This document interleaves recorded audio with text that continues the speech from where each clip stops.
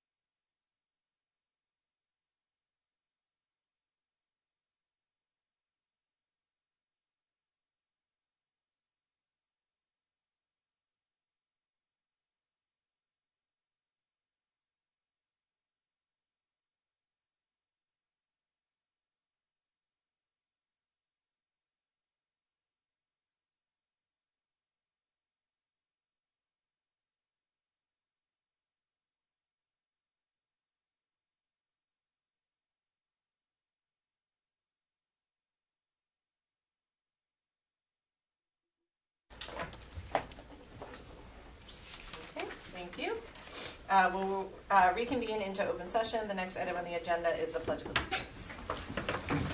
I pledge allegiance to the flag of the United States of America and to the republic for which it stands, one nation, under God, indivisible, with liberty and justice for all. Thank you. Roll call. Erin Earl. Here. Robert Case. Here. Megan Lima. Here. Megan Riley. Here. Sherry Kennedy. Here. Josh Furtado. Sada McCann. Okay. Calendars? I can do it if you want. Okay. February 2nd, Budget and Finance Advisory Committee, Central Admin, 4:30. February 3rd, School Committee Budget Workshop, Central Admin, 6 p.m. February 4th, Building Advisory Meeting, Central Admin, 6 p.m. February 10th, School Committee Business Meeting, Central Admin, 6 p.m. School Committee Office Hours, January 28th, 6:30, North Kingstown High School Cafeteria. Okay, thank you. Moving on to citizens' comments. Andrew, could you grab it for me? Yes.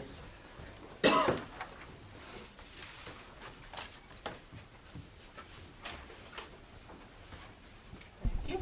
Hey, go ahead, Pam. Pam Pinero, 710 Slocum Road. Good evening. I'm here this evening to address a few topics. First, I would like to advocate for improved transparency to the public.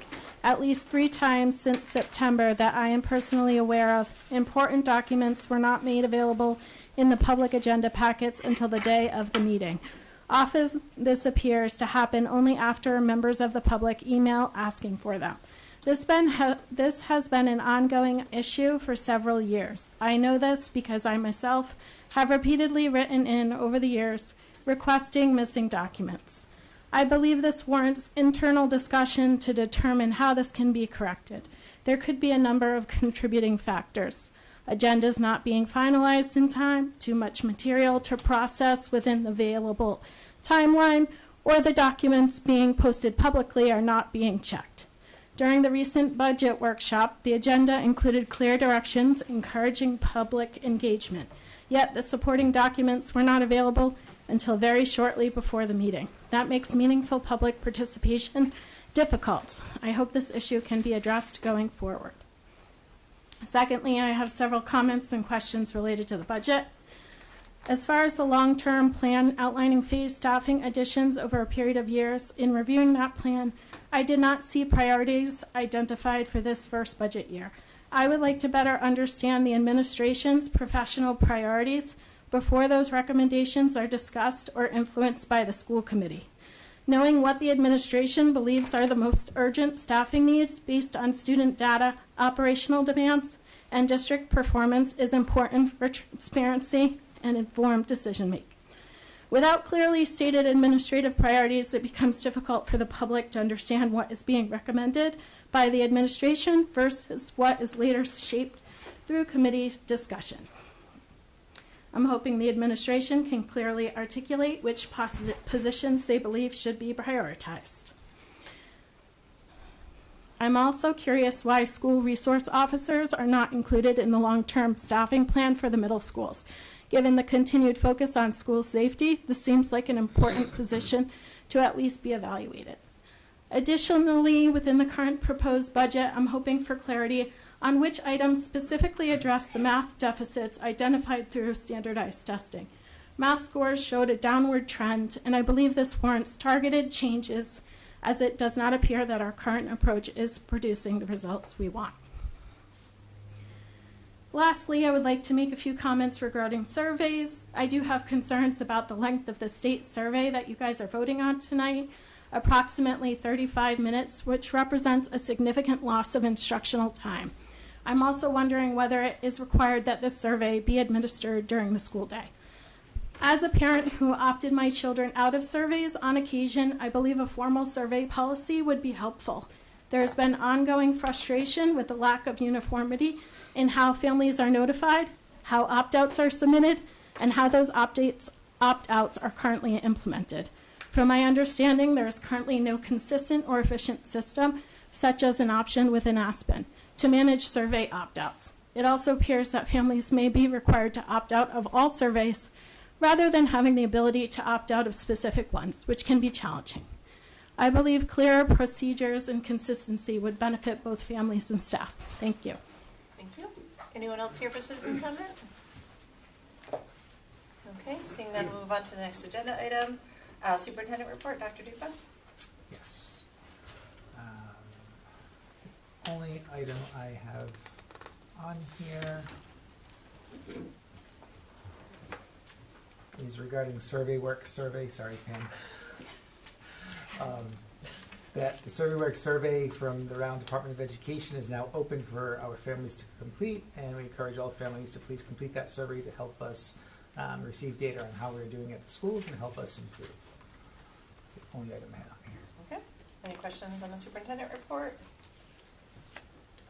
Okay, moving on to routine items. Can I get a motion to seal the executive session minutes from today? And I will disclose that there were no votes taken in executive session. So moved. Second. All those in favor, please say aye. Aye. Okay, and then before we go on to the consent agenda, does anyone want to exempt anything from the consent agenda? Okay, hearing none, can I get a motion to approve the consent agenda, please? So moved. Second. Okay, any discussion? All those in favor, please say aye. Aye. Okay, and then we had three different special reports on the agenda. Does anyone have any questions regarding any of the reports? I do. For the physical restraint report, thank you for providing the missing data that we had talked about. If it's possible to get one report combined for that whole school year for, like, whatever it was, So it was the 23, 24? 23, because we originally submitted the... Had it through March, and then you added April Right. through June. If we can get one consolidated report for that, that would be great. And then my other question was, for the update that you gave us, there were incidents listed for Hamilton, but no number of students. If we could just get that. On the physical restraint report? Yeah, like it had a number of incidents, but with no students. So when you update that, if you could just make sure that. Is that from the, sorry, I don't have it on my screen. Is that from the 20? It's from the, hold on a second. So there's the physical management report, which was the 24-25 one. Yeah, and then February they to gave June. us the missing piece, which was from February 26, 24 through June 18, 2024, and it lists 20 physical managements at Hamilton, and the number of students was 0. So if we could just get the number of students that are related to those managements, that would be great. And what was the first thing then? So we had previously been given the Yeah, you just want it all on one all sheet? in one thing, yeah. Yep. Combine. So you have September, what was the dates? 20? 20, it would have been what, 2023 through June 2024. One doc, okay. Any other questions regarding any of the reports? The physical restraint report, the chronic absenteeism report, or the quarterly attendance report? I had one question, comment on the chronic absenteeism report. Thank you for the update. It's great to see that the numbers are going down. I had a community member reach out to me regarding chronic absenteeism and just wanted me to make the offer to the administration that if there's anything that people in the community can do in order to support or promote activities within the community that would help address the problems of truancy or support within the community that can be offered. Just let me know and I can connect you with the person who's Okay. offering, because they've been volunteering in the schools and they recognize everything that the school is doing, but if there's community support that can help, they'd like to help spearhead that. Okay. So Thank you. Other questions regarding any of the reports? Can I just add one?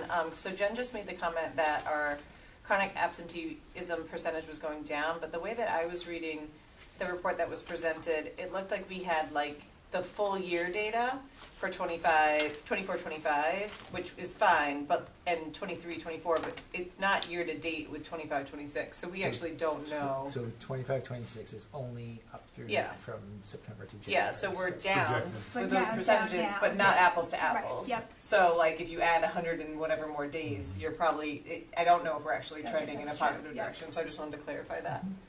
And that was just a logistical comment. I don't know the actual math because I don't know what we were at this time last year. So that might be something interesting to note of maybe taking snapshots. So right now we know as of January 26, it's this number. Mhm. So then next year on January 20, 6, we can look and you'll at least have apples to apples of like halfway through, like, are we trending up or down or whatnot. Any other questions regarding any of those? Okay, thank you for the administration for providing them. Moving on to the advisory reports. Sherry, and just a logistical note, the notes that Sherry, who's the chair, sent over were not supposed to be attached to the agenda. That was a clerical error, but here they are, so enjoy them. But they'll be in the minutes, too. Yes. Okay, the Health and Wellness Advisory Committee, we met on Wednesday, January 14th. Karen Wetherill, the co-director of Rhode Island Healthy Schools Coalition, highlighted topics in the January 2026 newsletter, including updating us on a free virtual PD on skills-based education. And right now, North Kingstown has 2 health educators who have signed up for this. Mr. Mezzanotte, Assistant Superintendent, presented an overview of the health curriculum for each grade. Kyla Van Gordon from the North Kingstown Prevention Coalition provided us with a what is in a vapes flyer. And Allie Nozensky, the new Equity, Belonging, and Community Engagement Coordinator, is working on creating a what is in a vapes kit. And one of our community members, Mike Raposa, was able to provide most of the items we were looking for, giving us the empty bottles, not with the actual stuff. And then one of a big thing that we've been kind of working on that's finally getting off the ground is the anti-vaping art contest execution in the middle schools. Allie has taken the lead on this, and she has coordinated with the principals and the student assistant counselors at DMS and WMS on the execution. She put together the specifics on the anti-vaping art contest, and the media communication CTE students are going to help us create a flyer.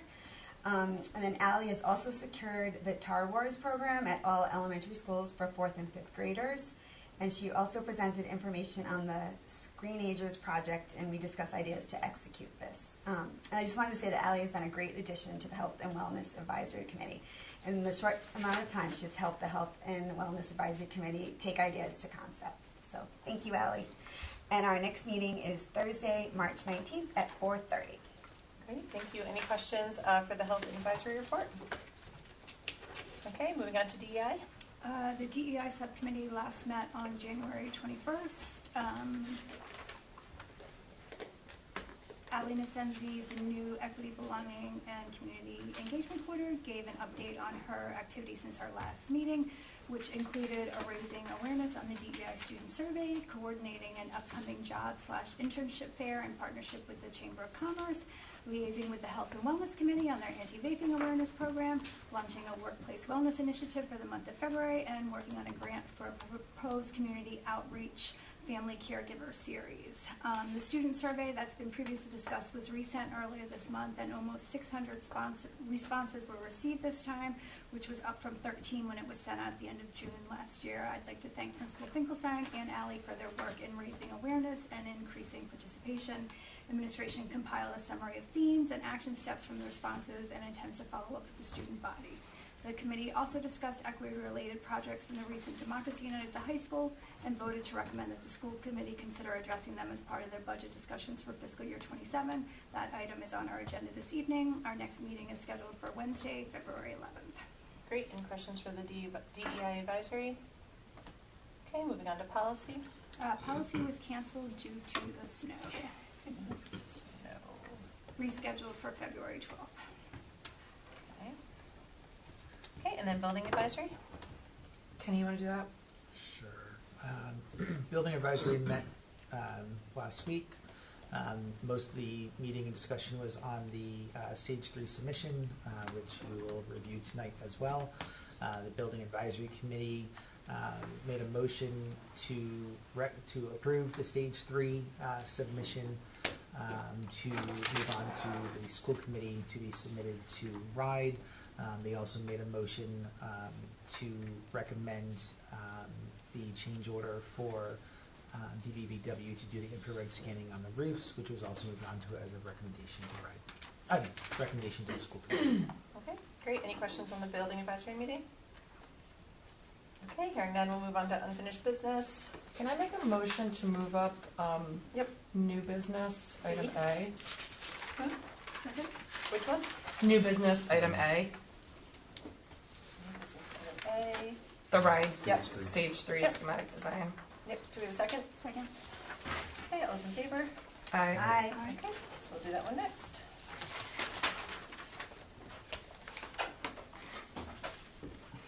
Good evening.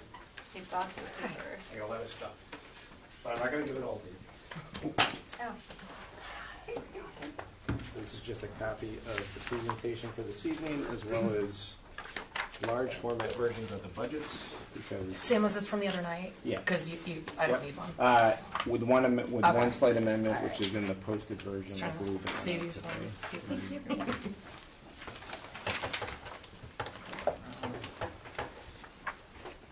For more mature eyes, large format. Show. thank you. There we go. And then here's one extra for the tables, in case the group needs it, you guys have to. Great.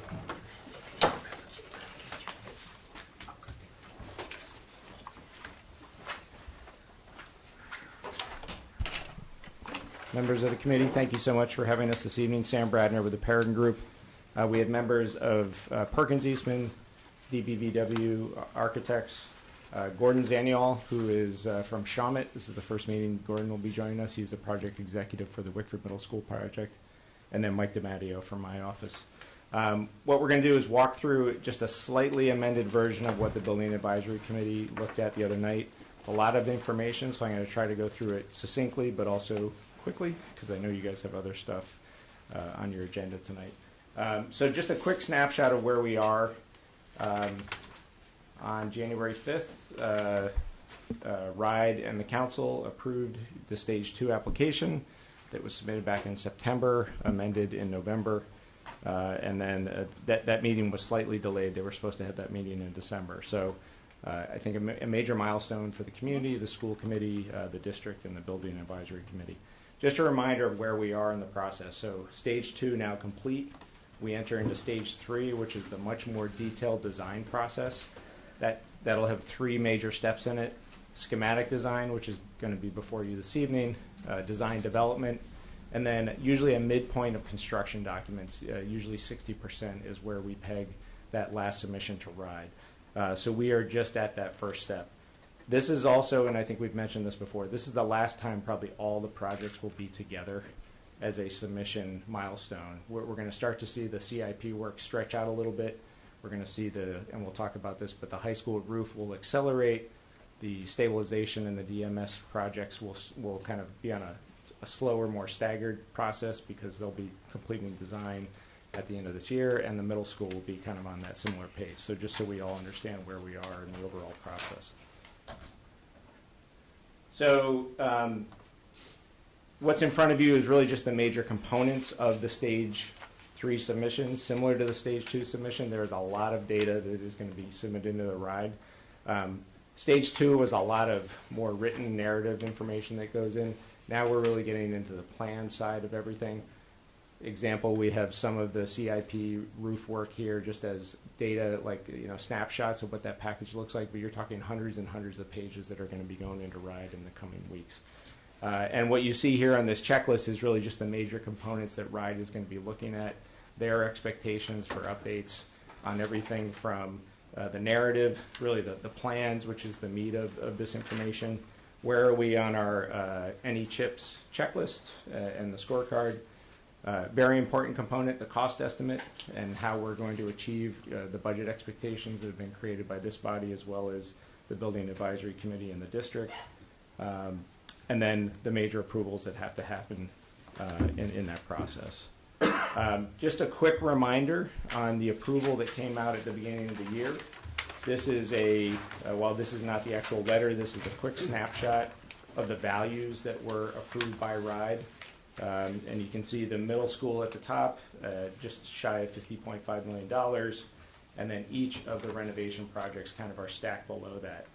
I think an important clarification for this body as well as anybody else who's listening from the public is that if you recall, Davisville Middle School included the base work and the alt work. So you have a much larger outsized approval for the Davisville Middle School project. And the reason for that, if you recall, RIDE said submit more scope on DMS. That way, if you do find yourself with additional funding at a later date, then you don't have to come back for additional approvals. It's already approved for this stage 2 process.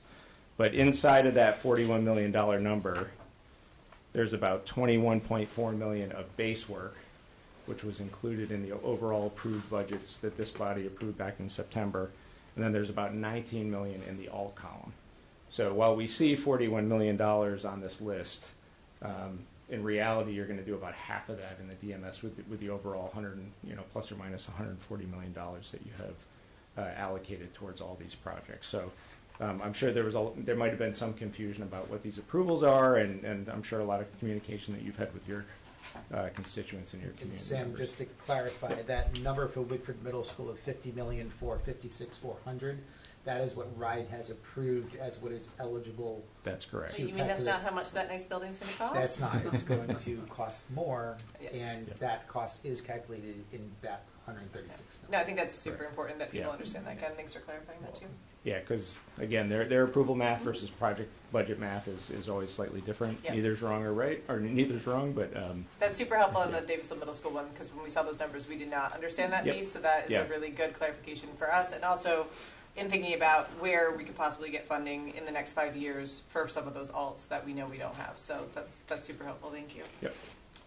All right, so we're going to launch into Wickford Middle School first. And again, this project schedule relatively consistent what we submitted back at the stage 2 and the amendments that happened in the fall. Now that we do have the Shawmut team on board, we're really going to get into the weeds coming out of schematic design into design development on the actual schedule of the construction side of things. We're relatively confident about when we'll finish design, which is this fall, now that we've turned the corner on 2026. Getting hopefully some work underway or enabling work, purchasing happening in the last quarter of 2026 will be a goal that we're striving for, so that the team can really be hitting the ground running over the winter into the early months of spring of 2027, so that we can make that turn into the winter of 2028 and be opening up the building in the summer of 2028. So a lot of things have to happen. We have a great team member now at our hip that is going to help us navigate through that process. Just some general kind of tenets of the project. These are, I think, relatively consistent. They have everything to do with organization of the overall site, as well as organization of the building. I'm not going to read through these one by one, but this narrative will be part of the information that's going to go before RIDE. One important piece about the RIDE process is coming out of this meeting. If we do gain approval from this group, we do have a pre-submission meeting scheduled with the RIDE team, which is a required step in their overall process before we actually make the submission. It's really an opportunity for RIDE to get almost this kind of high-level overview of the projects, so that when they do get all the data and they have a much better understanding of kind of where the project is and what the major components are. Just a quick spin through these floor plans are going to look relatively consistent to what we just saw in the fall. So I'm not going to go into a lot of detail, but Mark is here to answer any specific questions that anybody might have on both the building plans and the site plans. I think what you will maybe recognize, though, is the technical kind of advancement in these building plans, even at this high level. Because we're moving into schematic design, there's a lot more detail around every single piece of this building. What you don't see here is pages and pages of narratives also from the various design, especially on the engineering, the mechanical, electrical, plumbing engineers have all submitted design narratives. And that's what both the cost estimator and Shawmut use to do their pricing activities.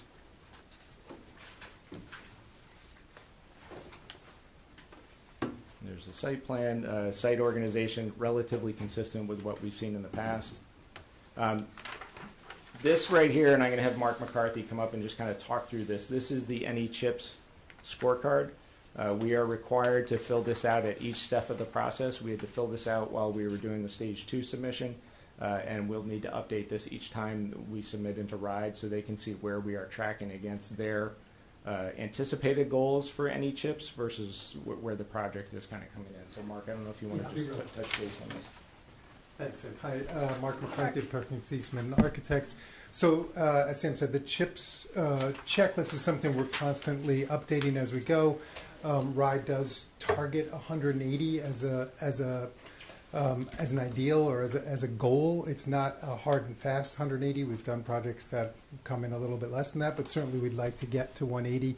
Right now, it's very hard to read, but maybe in the packets you have, you can see that we have three categories. Green being yes, we're confident about those. The yellow are maybes, and the red color is, a bit of a reach. But we're at 165 in the yes column and another 42. So we have over 200 between yes and maybe. That's something we'll continue to track, and we'll talk a little bit about it because some of the alternates and some of the value engineering that we're going through have a corollary effect on the CHIPS points.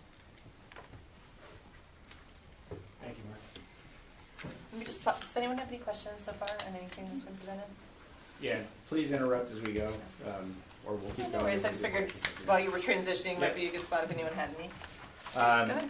So those are kind of some of the main fundamental pieces. Now we're going to move into the cost estimate and budgeting side of the project. So this sheet here is the summary of the Shawmut design and construction estimate that was done. We did this alongside and in parallel with a full cost estimate that was done by Alana, who is Perkins Eastman's third-party cost estimator. We do have copies here of both of those estimates. If anybody does want to flip through the pages, we didn't want to include it in all the packets. It's a lot of information, but we do have one of each of those. So what this outlines, and it's similar to some of the information that you saw as we went through the estimating process for the stage 2, is all the major divisions of the construction process, and then which is on the column on the left, and the column on the right is kind of the typical markup structure that happens above and beyond what your typical trade costs are.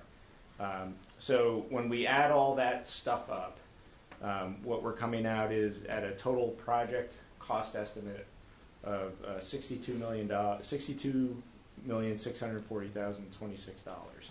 I want to just talk about a couple clarifications on that of things that we know that we're talking about on a daily basis about that. So in this pricing now, you have the construction manager's kind of cost profile has been assumed in this process. If you recall before, that was on the outside looking in. Once the committees made a decision to bring in the CM, we knew that that cost profile was going to change a little bit. It also assumes all labor is union.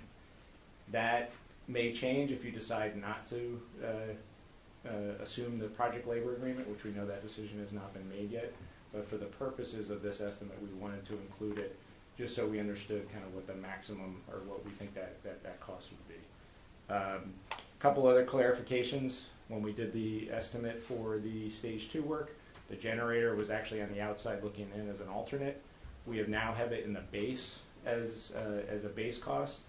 However, it does not meet the kind of the relief center description that we heard from the emergency management team. So what we have in the base now is the basic requirements for life safety, emergency lighting, and I think kind of keeping some key critical components online, Mark, during Yes. correct.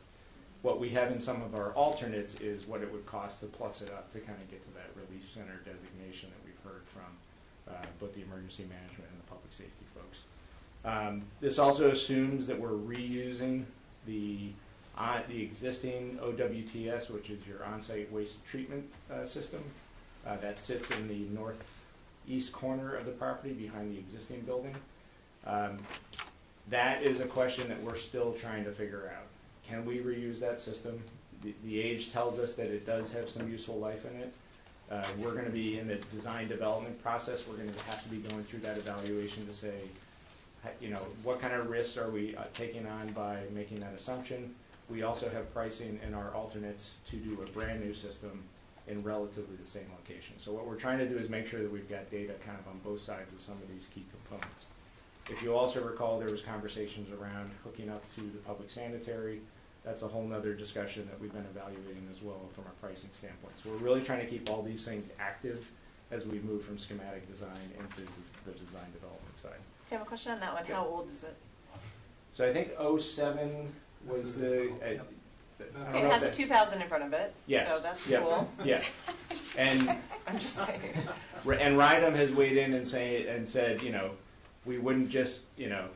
not consider that. Yeah. But I think we still need to do some due diligence around Yeah. it. And I think then it's a risk evaluation that we have to have with Mhm. the leadership and the ownership team to say, what do we think about this? What's the cost differential to replace with new? Or does hooking up to public sanitary actually become an option? Which is a new option in town, Right. if I Yeah. recall. Okay. Sam, about the generator. Yep. I meant to ask you this the other day, but I forgot. You said it's now in the base, which is great, but it's also not, let's say, the higher level one. Correct. Who is going to basically, like, is there an actual requirement of what we need so that we can have guidance on what we should go with? Or is it just up to us in terms of cost? Yeah, I think it's a balancing act. There's certain requirements that we think are that the current generator as proposed in the base cover, which is all the emergency lighting, the elevator. I think there's some key kind of freezers, coolers within the kitchen that would allow for that.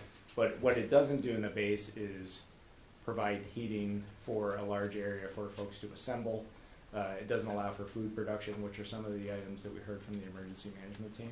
So what we have is some pricing that we're still delving into to say, okay, if you wanted to increase the size to kind of get to that, here's what the premium would be to increase the size of the generator. There's also just so the committee understands, there's a very clear understanding between us and the town with that, because the town also has agreements with other towns as well regarding EMA.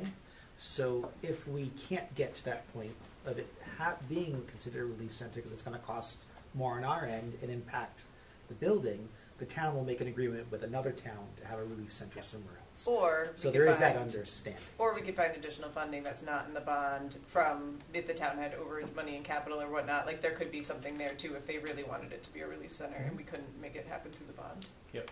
So a couple options. Right. And I would say, and I'm going to speak for Mark, even though I really shouldn't.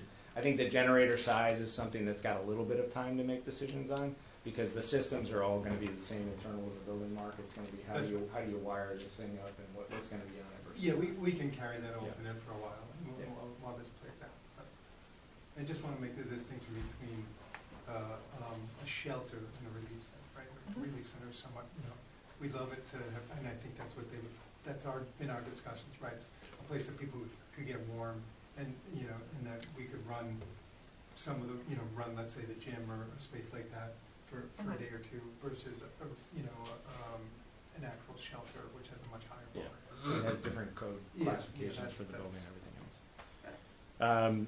2 final clarifications and assumptions that we think are just worth highlighting. This assumes that all local building permit fees would be waived.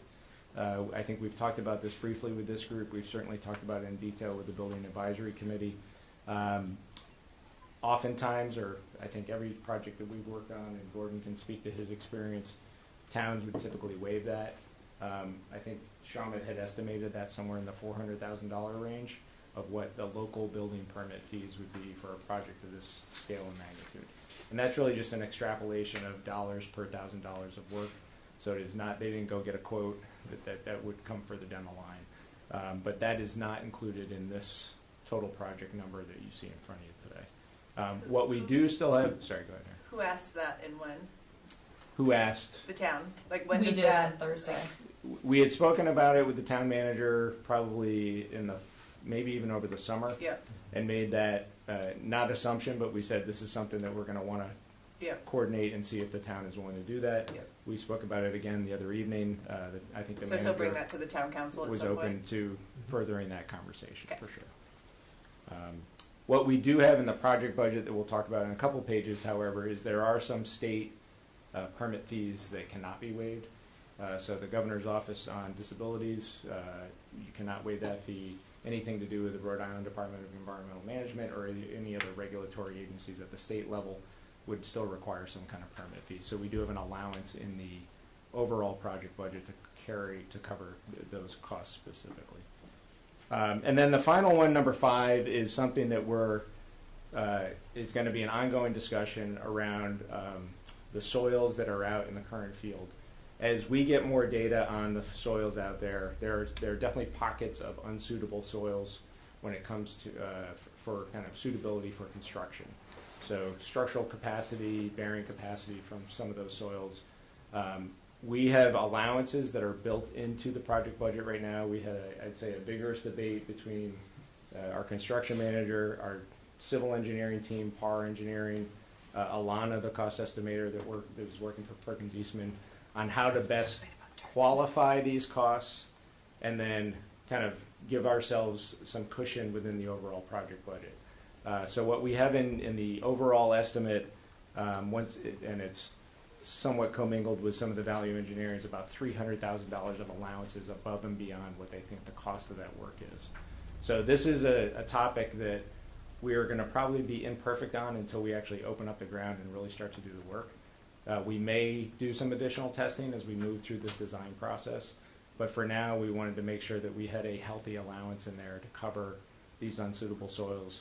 What do you do with them if you can't use them to put buildings or roads or sidewalks on top of? Can you store them on site and flip them to the second phase? That's a question just based on limited space that we have out there. So we're really trying to just make sure with the best informed guess about what we think those allowances should be and make sure that it's included in this at least in this estimate as you see it in front of you. Sorry, going backwards just 1 second on the local building permit fees, what year would those likely be pulled?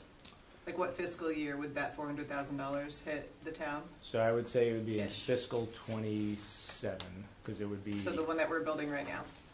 The budgets that the town's building right now? Yeah, because that would be, I'm assuming we file for a permit probably in the fall of 26, early winter of 27, Gordon, right? So that would be in your fiscal year 27, correct? Yeah, okay, thank you. I'm more of a calendar year guy, so I apologize. I know, for it's the tricky. Here we are. So this is what we know about the baseline cost through Shawmut's eyes. I will say that we went through a pretty robust reconciliation between Alana's cost estimate, which again we have copies here, and Shawmut's cost estimate. The goal for that reconciliation is not to say your dollar amount equals my dollar amount, it's more your project scope equals my project scope. So when we did the two side by side, we were about $2.3 million difference between Alana and Shawmut, which is about a 3.6% delta. Certainly within a strike point that I think the project team is comfortable with. You know, anything we say usually within 5% is you feel like the scopes have been really vetted between the two sides, and now it's a difference of opinion on how some things look from a cost standpoint. I would say a big difference between the two was escalation. Alana had a much more robust escalation projection in their cost, in their estimate versus how Shawmut was looking at it based on when they were going to buy out the project. There was some debate on the soils as well, so that's where some of those discrepancies came in. But you know, we would say 3.6 is certainly within the tolerance level that we would want to see these projects come in at. All right, so we're over budget, comma, we have tools to cure for that being over budget. So I'm showing you this sheet just because this is what was provided to the Building Advisory Committee. This is going to be we're going to be updating this constantly, this value engineering sheet. So I just wanted the school committee to see it, and then I'll show you what we replaced it with tonight. And again, this list is everything that the team could think of as both, you know, kind of easy to get value engineering options, all the way to things that probably will never be taken, but we didn't want to leave anything off the table. And so this document is set up with the items on the left-hand side, the projected value based on Shawmut's assumption on these value engineering items, and then you have the number 1, 2, 3, and 4 columns, and you see that key up top about what each of those columns mean. So fast forward to 2 sheets ahead of this, we have about a $2.1 million delta that we need to cure for on the overall project budget. And we'll talk about that project budget in a second. So our job is to give you guys options that have been vetted by the team, and then kind of classify those into those various categories to say, okay, can we achieve this from a budgetary standpoint at this first step of 3 steps in the overall design process as we go through stage 3. So what the team has been doing is spending a lot of time on this list, validating to the best of our ability at this schematic design phase. And what you'll see in the number 1 column is just over $2.1 million worth of value engineering options. These are options that design team, construction team, project management team, and even with discussions with the district and with the building committee the other night, we believe the ones in the number 1 column are reasonable. Will have little to no or really no impact on kind of operations and programming in the overall project. And some of them, if you didn't see them on a list, you probably wouldn't know that they weren't, that you didn't have them as part of the building. The one item that we did expand from the list that we shared with the Building Advisory Committee the other night is item number 16, and these are not in order. I apologize. This is just the numbering that Shawmut already had on these, but the one that's highlighted. On Thursday, at Thursday night's meeting, we targeted 400 square feet of overall reduction. After further conversations with the group, and actually we reviewed this with the superintendent just yesterday while we were all snowed in, we've increased that up to 800 square feet. And this wouldn't be taken all out of one room or out of one program piece. It's really Perkins Eastman kind of going around and really just putting the building on a diet wherever we can. So if a stairwell only needs to be 12 feet wide and it's 12'6", can we scooch down 6 inches out of that to bring that overall square footage down for that? Can we find a square foot here or there in mechanical rooms or in some of these other components where, again, we don't think it'll impact teaching and learning or kind of day-to-day operations?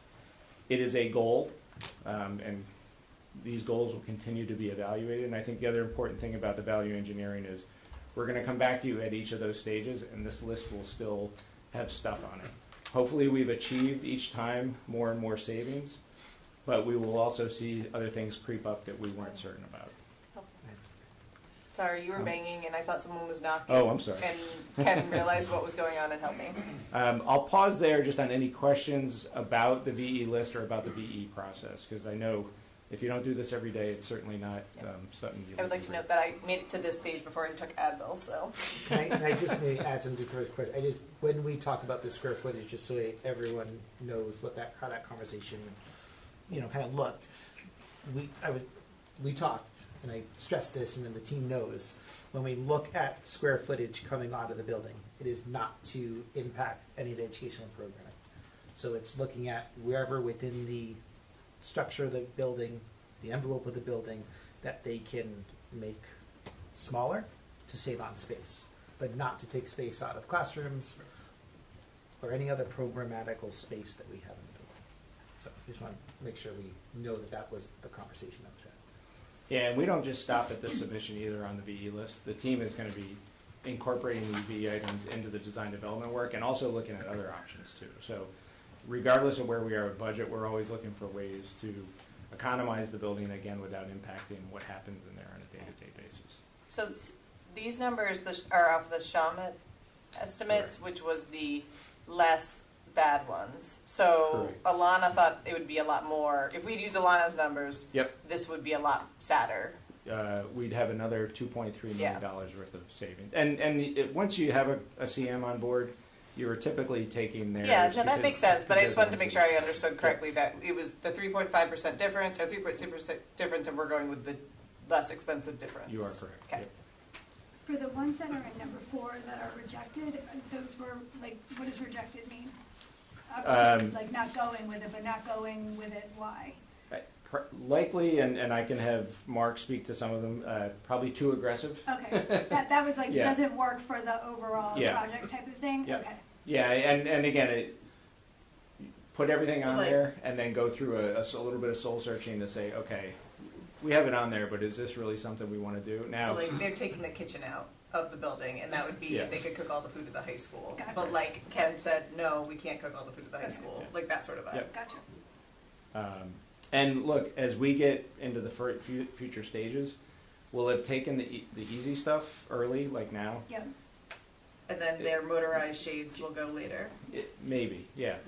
Kitchen probably can't go, right? But again, Shawmut was just trying to say, Anything look, could go. where do we see big 6-figure savings that, Yeah. that we could Well, get? it goes from a full kitchen to a warm kitchen. Right. Like, you Yeah. would have a kitchen, just be a warm Yep. kitchen. Gotcha. Also, it's not that all the shades are motorized. They're motorized in I places was, that are hard I to was, reach. I'm just kidding.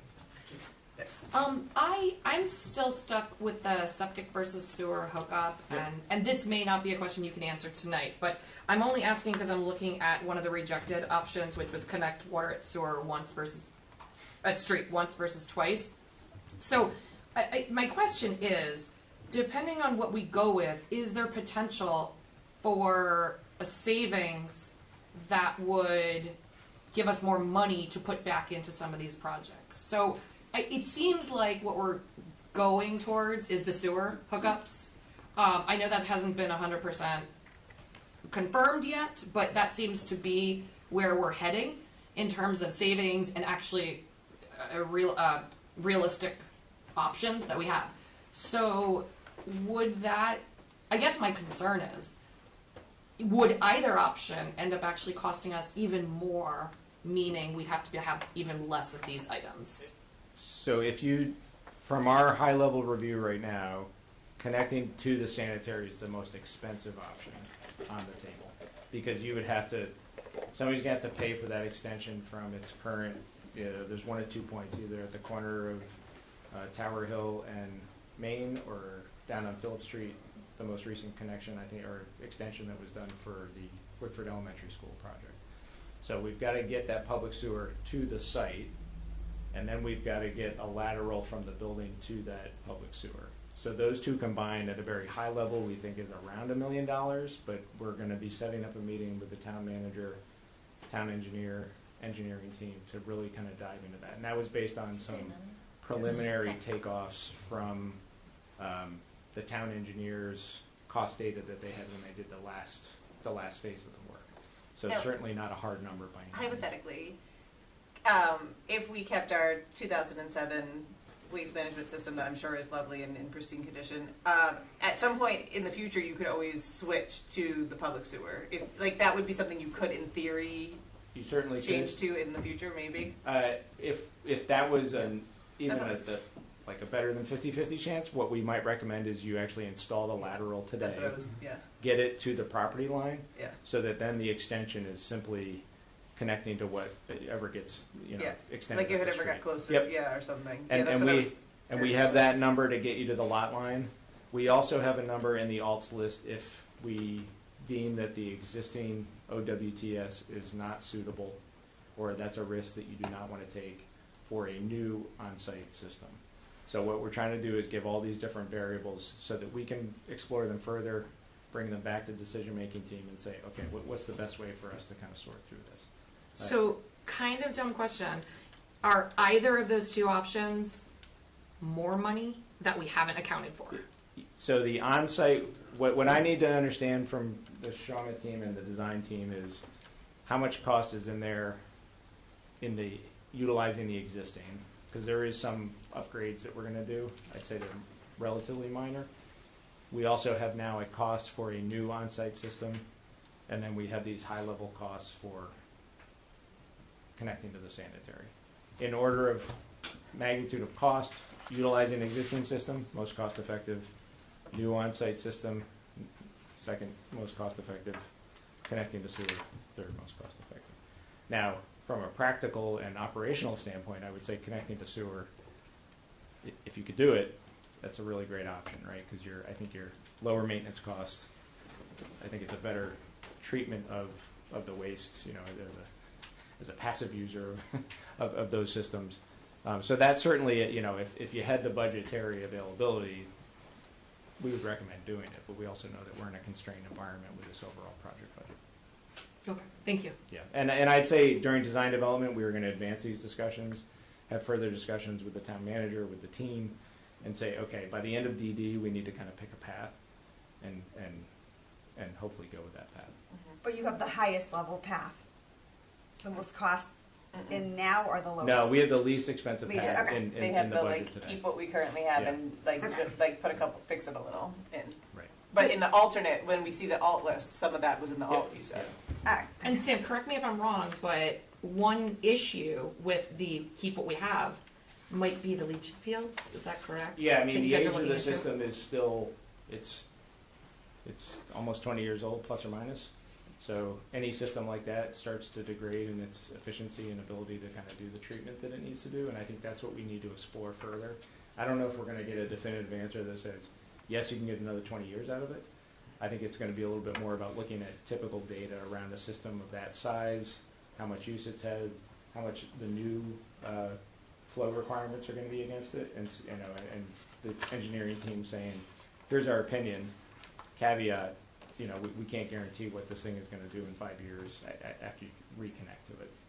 Yeah, I just wanted to bring that up because it's not just about the money. It Yeah. might be about other things that go into it. Yeah. And I guess another good thing about because it's a site item, very critical to connect the new building to a system, whichever one we pick. A little more time to think this through, because it's going to happen a little bit down the road. Doesn't mean we can kind of just sit back and wait for that decision-making process, but it certainly gives us a little more time.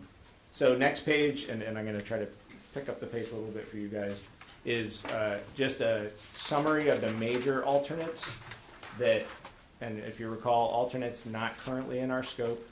This is relatively consistent with what the discussion we had back in September about things that are on the outside looking in, but things that are still in court, they're being designed. They're going to be priced, and decision-making is going to happen along the way. I'd say the two major items that are on this alt list are three. The athletic fields are still on the outside looking in. That's the second item. The rehab of the existing softball field, that's also currently an alt. You'll see in there some of the variations on the generator upticks if we do decide to go there. Really big one that's on the bottom of the list is the geothermal. That continues to be on the outside looking in. You can see at that size of $3.5 million. While we understand the importance of that system, especially in all the community conversations, if you were to decide to bring that in, you'd then be carrying for $3.5 million more of budgetary kind of discrepancy and delta on where we are today. And I would say that that's one where the team really has to start to decide on how they're designing the system. The team is also making great strides, I think, in looking at how do we get to more and more electrification for the building. Again, not 100% net zero, but how can we implement components now that are going to reduce the reliance on fossil fuel required equipment, not eliminate it. So we do have an alt in here. If you look at number 3, that we're still working on the pricing for air source heat pumps and just one trimming natural gas boiler as opposed to 2 that are currently proposed in the building. So the team is certainly not abandoning the objectives and the goals about net zero. We're trying to navigate those along with all the budgetary requirements. And Mark can add or answer any questions specifically on that topic. So I had thought at some point there had been conversation about possible alternate funding sources for that particular piece of the project. Was that a rumor? Is that, like, where does that live?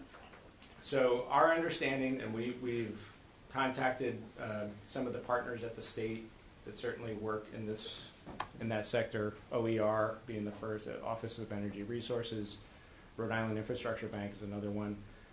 They do not currently have any funding available to them to support to support a geothermal type system. They did say that there are still dollars available at the federal level through the investment tax credit avenue. One of the challenges with that approach is that money comes in after. So you would still have to go find the money now in order to support that type of infrastructure investment. That's not to say that it couldn't happen. We had a conversation at the Building Advisory Committee the other night about any schools in Rhode Island that we're aware of that are implementing geothermal, and we don't know of any. I know Mark worked on Mount Hope High School, which is the Bristol-Warren Regional School. They had it in the project scope as an alt and did not take it at bid date because they couldn't fit it into the budget. Ed, working on Middletown Combined Middle School, High School, it's under construction now. That's another one where they contemplated it and Didn't fit in the budget. they weren't able to take it. So it's, certainly continue to look at it. I think we're going to get further and further away from at least geothermal as a source into this next phase of the design process. Well, and we're $2 million away from even talking about this list. Right. So Then you'd be $5.5 million over, Yeah. right, yeah, so. Yeah. Great. So, Questions and about again, that? alts are gonna continue to live throughout the project process. Again, the geothermal is probably the one that we're gonna, we could keep it on the list, but it's gonna be really hard for the team to pivot, say, after design development and completely switch how we're sourcing kind of the heating. What does that mean, like, timeline-wise? Just, like, we don't understand the timeline like you Yep. all understand the timeline. Are we talking March? Are we talking June? I'd say it's in the Are next. we talking 3 weeks ago? I'd say it's in the next, I mean, Mark, why don't you speak to it, because I don't want to answer for Yeah. the Mark, can you just come design. to the mic for question is the... when- Yeah, sure, sorry. No worries. So I just want to be clear, the question is about when we need to make the decision on geothermal. It sounds like Sam's saying, like, that's a decision that we have to make kind of early on because of the other pieces that go into play. So how early on, I guess, was the question. Yeah, I think that's something that we probably, so I'm trying to scroll through the schedule, but it's probably something we need to make a decision on in the next couple of months because of the ramifications it has for Yeah. the design. Other things are things we can, PVs, we can put on the building later. It's not, it doesn't change the, it doesn't have that ripple effect. So, like, Yeah. April? March? Yeah. Probably March, yeah. Okay. Good talk. One more question on here. I did watch the building advisory committee meeting, but I'll be honest, it was 2 hours and I was kind of like listening in and out, so I didn't catch all the information. But I did hear a mention of the fields and that, I think maybe it was Ralph who asked the question about whether as a standalone this could be financed as a capital project. Yeah, yep, that was a question by the manager. Okay. He also questioned reimbursement. Okay. I would say that's typically something that you don't get high or any reimbursement from ride-on fields specifically. But if you had capital available, and we're going to talk about the CIP work in a second, you certainly could move dollars or find open space dollars or whatever that might be in order to do that work. So the fields will be designed. They will be part of the project scope, sitting outside from as an alt. And again, those, because of the timing of those, you can really take that alt much later in the process. We see that a lot where districts go through these projects. They realize maybe they have buckets of contingency remaining towards the end of the project, and then they can make a call around a later date, implementation of a field or something like that. Or it's like our high school where 20 years later we still Well, have that's a what softball field. so I just want to be clear. So as it stands now, basically there will be a field of grass behind the building? Correct. Okay. Yeah, just kind of graded down to meet the existing. And a sad softball field in the front. Yeah, okay. That's, I just wanted Yeah, to be and the sure. reno of the softball field is also on the outside. Okay. Okay. Any other questions about the alt list? All right, and then just finally, this is the overall project budget. What we've shown in the past is the ride form of the budget. Going forward, this is the document that you're really going to see. This is the detailed project budget that we're going to work off of. This relatively aligns with what you approved in September. And just at a high level, you can see previously approved budget, which is what what this body approved back in September, $72.49 million. The current budget is based on all the information that we just talked about. This assumes you're taking the $2.1 million of value engineering that was included on the previous pages. And then what you have is details around some of the other project costs. OPM, architect, engineer, a lot of allowances for owner costs, testing, commissioning, some of those permit fees that we talked about. You have contingencies in there, and then you also have your FF&E allowances that are based on the state approved per student allowances. And you'll see those two numbers are relatively in alignment with each other. There's some asterisks on some of the numbers, like bonding cost and risk, but there's no like key to say what those are. Can you just clarify that? Yep. And my apologies for that. So currently, right now, we don't have any of the placement costs for the bond. We don't know how you're going through your bonding process. Sometimes communities want to see that cost in there if they're only getting the par amount.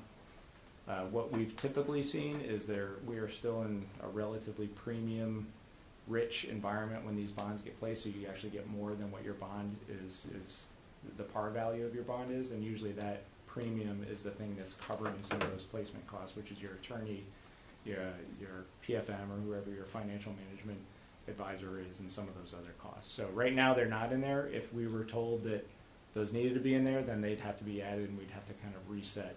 Who would tell you that? The town manager? Yeah, the town manager. Does Yep. he know that? I suspect that based on what we've heard about the timing for placement, that they're not going to be able to, they probably don't know well enough what, if it will be a premium or not a premium. We've seen premiums a year ago were in the 10% range, which was really robust. Most recently, we've seen a couple bonds in the 4% range, where that premium is about 4% of that total par value. So certainly a conversation that we can start with them. I think until you're within like a 90-day placement time frame, though, it's really hard to project. And I think right now you guys have a couple interim, you have a TAN that I think is covering a certain portion of the work, and then they're going to do a much larger bond event a little bit later in the process. So. Oh.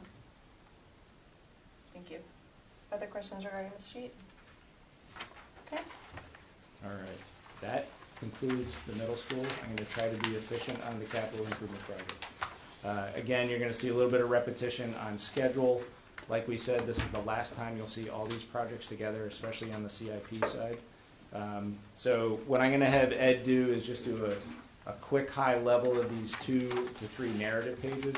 A lot of this stuff is going to sound and look very similar to what you've heard in the past, but we just want to make sure the team understands it, as well as a couple clarifications as we've been going through this design process. So I'll turn it over to Ed.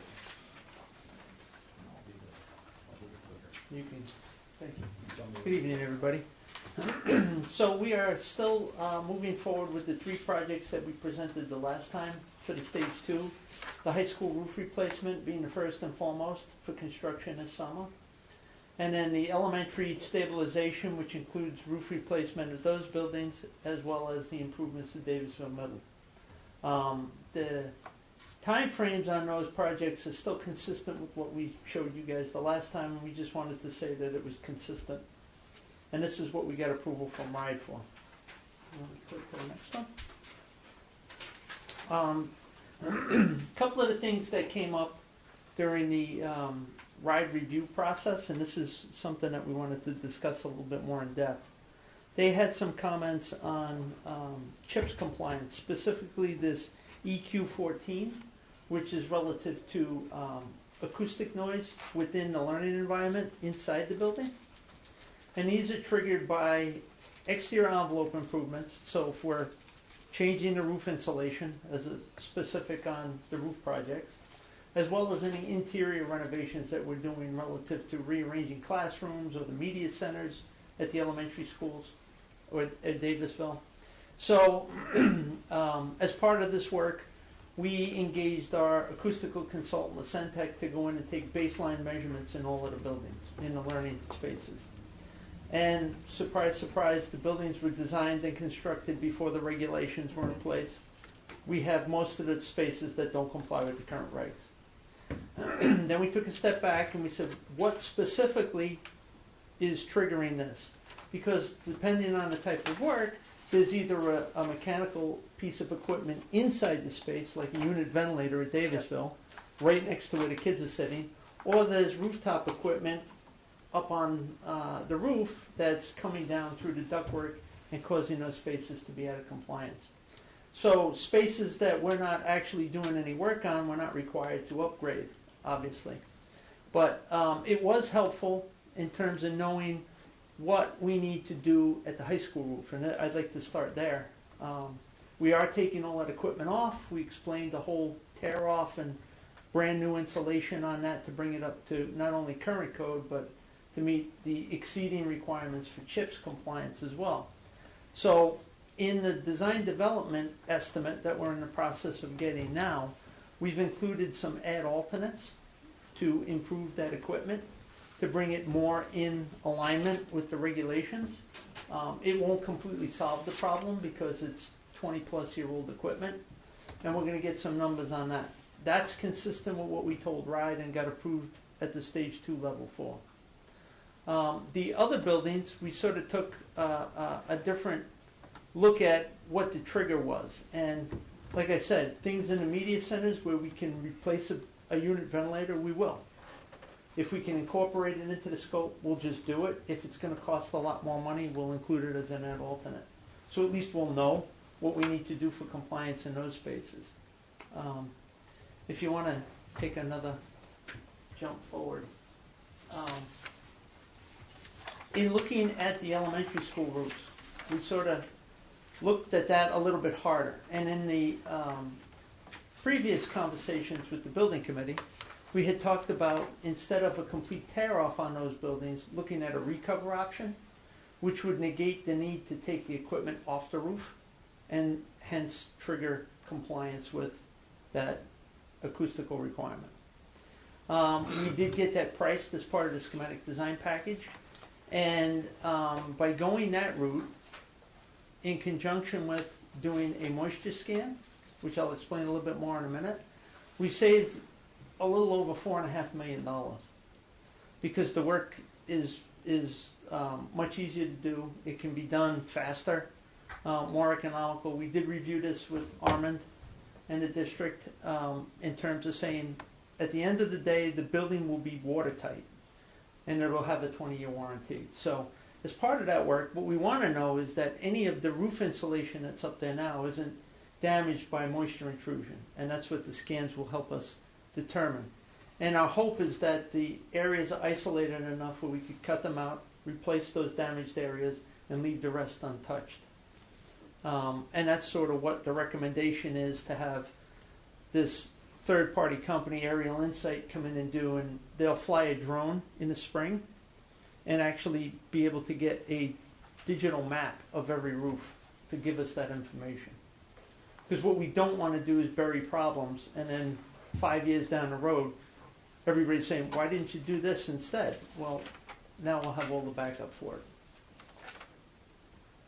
And I think that's sort of the major change in terms of the scope, the way it was discussed previously.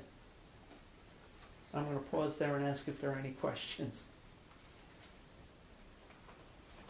I guess, so with that approach, we are not solving the acoustic approved. I heard you say that because we're not touching it, we don't have to upgrade, we don't have to come into compliance. But like, wouldn't it hypothetically be in the best interest of students to come into compliance with the acoustical issues that were noted? We, even back at the high school, we can't come into full compliance because the root cause of the problem is actually the piece of equipment. And the piece of equipment, for the most part, is 20 plus years old. And when we discussed this with the building committee last week, we can incrementally change the roof curbs that the units are sitting on to get spring isolators to dampen the noise. We can add sound attenuation in the ductwork, but at the end of the day, the piece of equipment is still the problem. Some of them are new though, right? Didn't I? Some of just them have favor been bunch? replaced. Yeah. Whether or not they comply with the CHIPS acoustic requirements, I couldn't tell you. Because all that was measured now was not Yep. noise at the unit, it was noise in the building, specific yep. classroom. Yep. So you could have a nice new unit, but it could still be making noise if it's vibrating on the roof. Correct. Or in some cases, they found all the terminal devices inside the space. That unit ventilator, for instance, was the root cause of most of the noise. So it really didn't matter what was coming out of the rooftop equipment. It was 6 feet away from the kids. Okay. That's helpful. Thank you. You're welcome. Anything else on this? We'll just move on. It's better. All right. So with that understanding to kind of where we are in the project scopes, what we wanted to give you was this summary table of all the project costs for the CIP work. So Woodford Middle School has not included this. And then just to kind of 101 you on this chart. So left-hand column is all the different projects, high school, DMS, and then the stabilization projects that we talked about. Next column, approved budget. This is the overall project budget that was approved back in September for the stage 2 submission. Bottom line was just shy of that $69 million. When we go through these updates and we take the deduct that Ed has just referenced on the roof, on that approach for the roofing, we actually see that the overall project costs for these are about just under $5 million less than what you all had approved back in September. So good news, comma. What we would say is we are at schematic design. So there are a lot of steps between now and when you actually implement this work. So our suggestion, not that anybody's asking, but would be that we continue to kind of understand that right now we are looking at potential savings, but each of these projects is going to kind of take on a life of its own, not only in the scope and the bidding, but also the duration.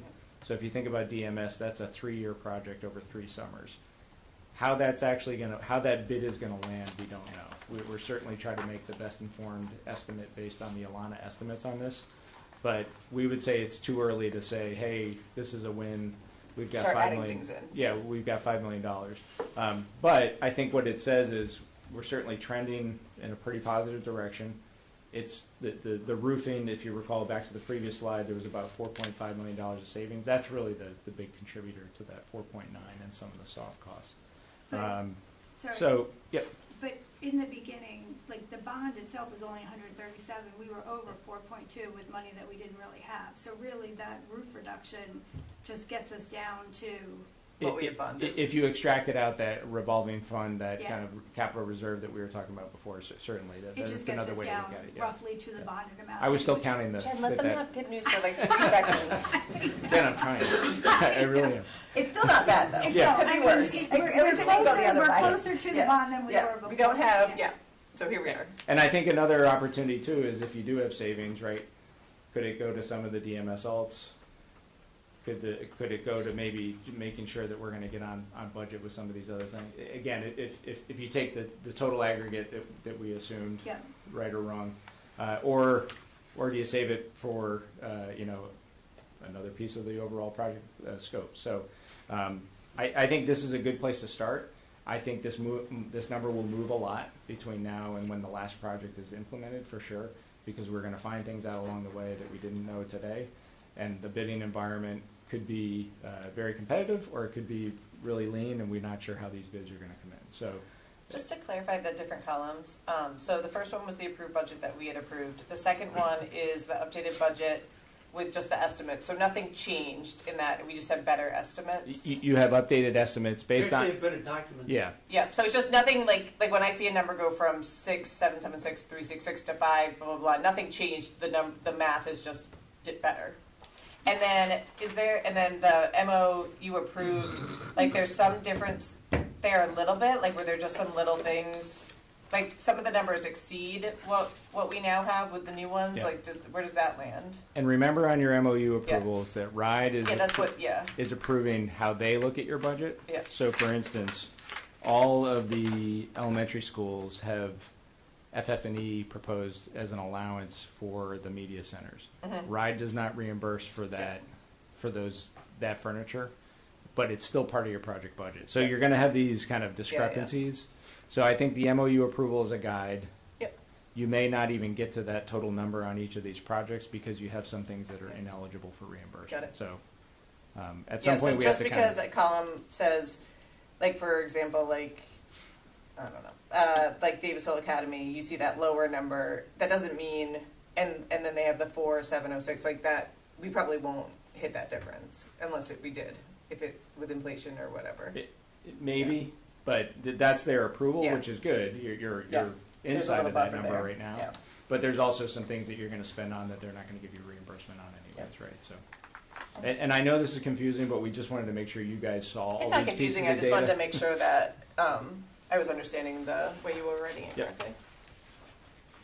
So that's a high level. What we do have also, and I'm going to ask the question of the group, what we now have in the rest of the presentation is just rapid fire of here's the scopes, here's the project budgets, and here's the overall estimate.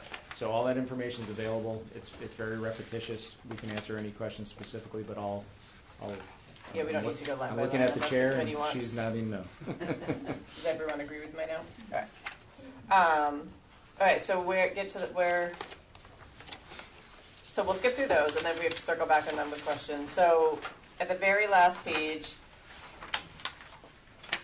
what would you like us to vote on, Sam? Yeah, so I think in aggregate, it is, if deemed appropriate, the committee would be approving the Stage 3 schematic design as presented this evening with alternates, or with the deducts as we've kind of walked through those for the entire submission.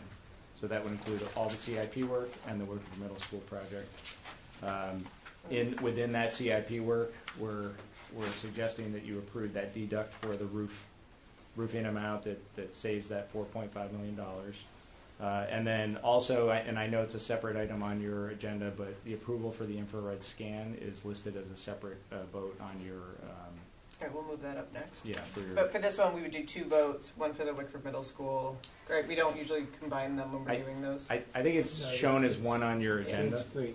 You're Yeah, so voting Andrew, on I can separate. vote on it as one. Aye. Before the vote, can I Oh, I still wasn't rushing it, I was just clarifying for us. We can ask questions, talk about things. I just wanted to make sure I Okay. knew what we were trying to get to. Yeah.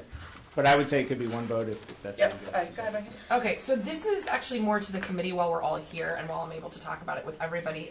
Just 2 things. The first thing is, I just want to make it I just want to put this out there that my opinion is something like if you go back to Wickford Middle School, line 8 on the adults, let me see, 16, line 8, theater equipment, theater theatrical lighting, and stage curtain allowance. Something like that to me is extremely important. And I feel as if you can't build an auditorium and a theater, a stage, and not have the proper lighting and the proper curtain. And obviously it's on the adult list, but these are kind of things that to me are very basic. And it's kind of like, why are we building something new if we can't have half the stuff that goes along with it? So that's just, those are the types of things that I'd really like us to try to be able to get without having to go out for a grant or take it out of anything other than the bond. And, you know, Kenny, you and I have spoken about that, but I just wanted to give that, say that out loud for all to hear. The second thing is I was just wondering, Kenny, when, because I think this will be extremely helpful, when do you think we might have the admin's list of priorities based on what they have suggested to us? So For the adults on here. yeah, for the adults, like what you think are like you know, if you agree with these in the order they're in. So when would we? I don't know when that exact date like needs to be. So I know we talked earlier when we talked about the geothermal that we need to have that decision by March. But all these other items on here, like what are we looking at as far as a timeline of us having to make and some of these decisions? Like we know fields can like wait. Yep. But Are there any others that are like early in like the design? you know the generator, that's a stage. discussion that needs to happen sooner. Yeah, what I would say is, and we're doing this currently on a project with Shawmut right now that's actually in construction. We put together this kind of log of all the items that were alts as we went into the construction process that we knew were still very important to the ownership team. And Shawmut was able to give us, basically based on buyout requirements and kind of keeping pricing or whatever that variable was, when we had to make that decision by. I would say a fair amount of these have some time. Theatrical I think equipment, easy thing to add later in the project, right? Fields, easy thing to make a decision on even after you're under construction. But I think what we can do is do a little bit more due diligence, at least about, okay, by Q3 of this year or whatever it is, when we have to make those decisions. I think you're going to find a lot of these are going to have a little bit of runway to them. Some of them will be more urgent that we need to make a decision on sooner rather than later. Go ahead, Mark. Yeah. I would say the 2 things that have a little bit more in depth into the design is I can't read them here. The air source heat pumps. So that's a system, and it says TBD there because we need more information, and Shawmut needs more information to really put a design on that. I will say that our cost estimator thought that was not a big number, potentially even neutral, but we need Shawmut to take their time and look at that. But that's to make the building much more electric and less fossil fuel dependent. And the other one, which I think has a relationship to that, is when we need to know whether we're going forward with geothermal or not. Because those things tie together and what the overall system, you know, the sort of the guts of the building. I need to speak with our mechanical engineers and get a better sense of how far they can go down the road before we need to make a decision on that. That may be like springs. I know earlier when we talked about geothermal, you mentioned March. So with the They're air friends, source sounds like. heat pump would be around a similar timeline. Yeah, yeah.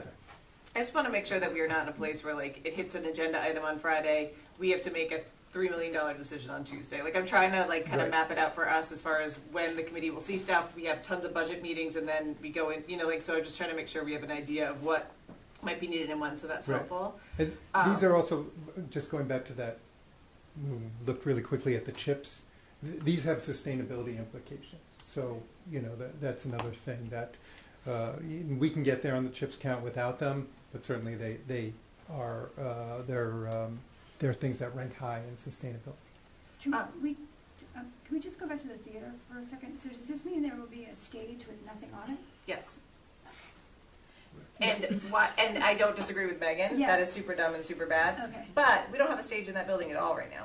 So, you know, like, and I mean, and yeah, but totally agree. Don't disagree. But I'm just saying, like, But when this we're is thinking also about something- what we're moving towards, what Yeah. we're trying to add Yeah. for our community, is that silly and dumb? Yes. But the alternative is we don't have any stage built in, and we never have an opportunity to put stuff on it. So it sounds so silly. It sounds silly to build a middle school that we have sports at with no fields, but like, at some point, we're going to get to that place where we're making those decisions of things that could be bought later or could be put in later, and that I get why it's on Yeah, here. I saw I that, also and I just completely agree, assumed it Megan, was that bonus stuff. Okay. if we can get things in like that, Initially, it I did will too. Okay. it'll matter to students because it will be like that will be by making that choice.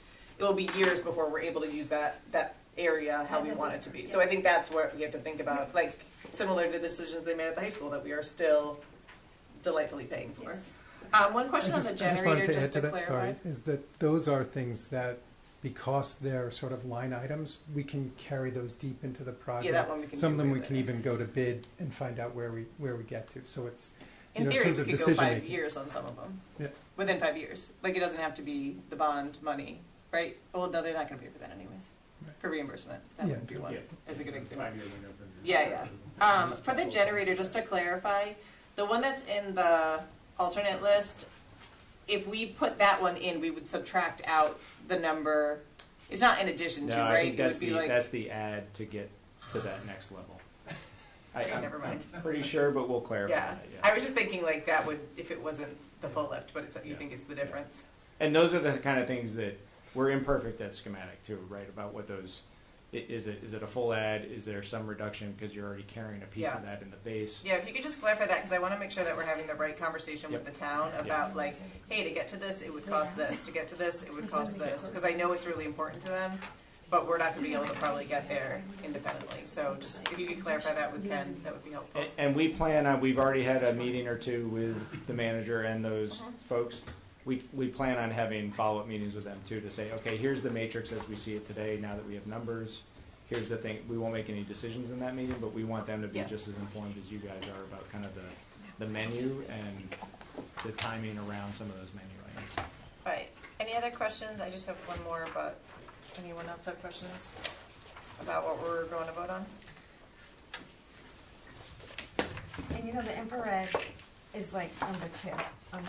It's not a whole different item, I don't think, on the agenda. Yeah, we're going to do that one. Just We'll move it FYI. up.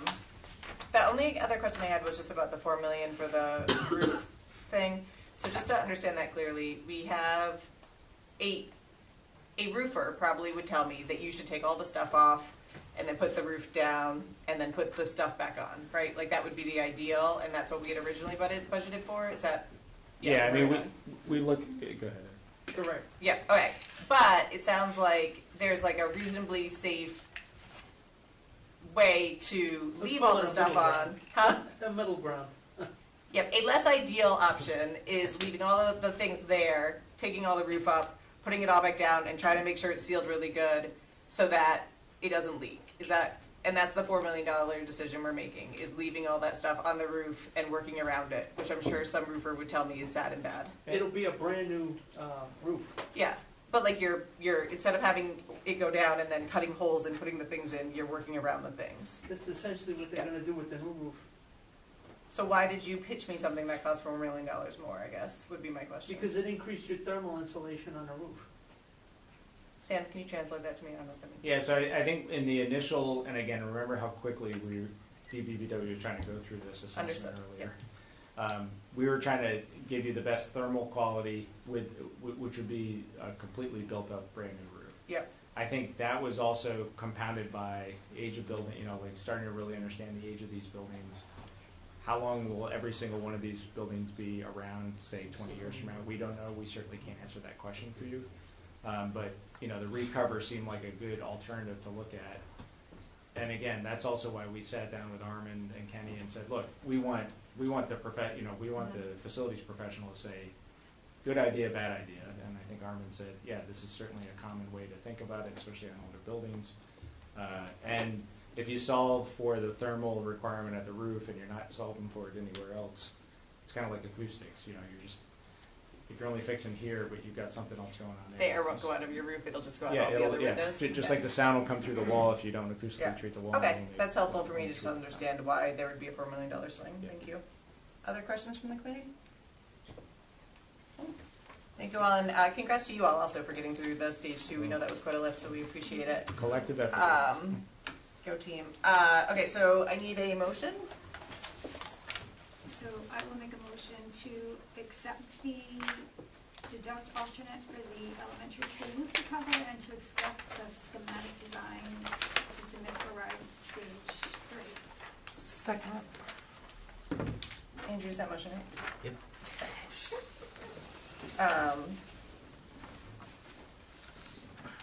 Okay, any further discussion? Okay, hearing none, we'll vote. All those in favor, please say aye. Aye. Okay. And then I just had a question. I know that we just heard about the change order. And I If you know want to make a motion, move that I would item, make and a then we motion can to talk about it. discuss the DBVW change order To the next item, for the next item. Make a motion to discuss that. because it's somewhere weird, right? It's right No, there. it's right underneath. Yeah, but we're not there. Yeah, we We're- are. 'Cause Yeah, because I it's think we right- just moved 7 to A. 8. Yeah. We moved the whole It's thing. under A. It's A2. Yeah, we moved Yeah. A. So wouldn't we technically move A1 and 2? Yeah. Yeah, we moved that, but then, oh, I thought you were going to ask about the other thing. No. I'm talking about this one, the change order, the DBV. Yeah. You want to go back in time? We didn't approve this one. I only approved. Right, the infrared is. Oh, got you. Okay, so make I a, make a yeah. motion to just, I will make a motion to approve. Second. So, I know we just heard about it as part of this presentation, but there's nothing attached at all? No, we did not, we don't have an attachment for that, Okay. so the. We're going to need something just for transparency, Yeah. if we can go back and post it for the public. Yeah, we don't have it yet. We wanted to make sure that we could get, it's a little bit of a scheduling challenge because these scanner folks are booking up already. So I This is think our if, drone. yeah, so Okay. if it's approved tonight, that'll allow Ed to engage and get a formal proposal, and then we can come back, and that can come back before this committee. So Okay. I know that might not. John, So we're basically approving to get a proposal. Yeah, and up to that We don't approve amount. at that change level order, do we, though? We'd be approving everything. It was $21,000. 21,900. Yeah, I thought I saw a number. Yeah, there's Where's the attachment that says that, though? Well, it was in here, which is, I didn't No, know it's in- anything it's about in it the- until we it's got in here. the It's in here, it says 21,000, yeah.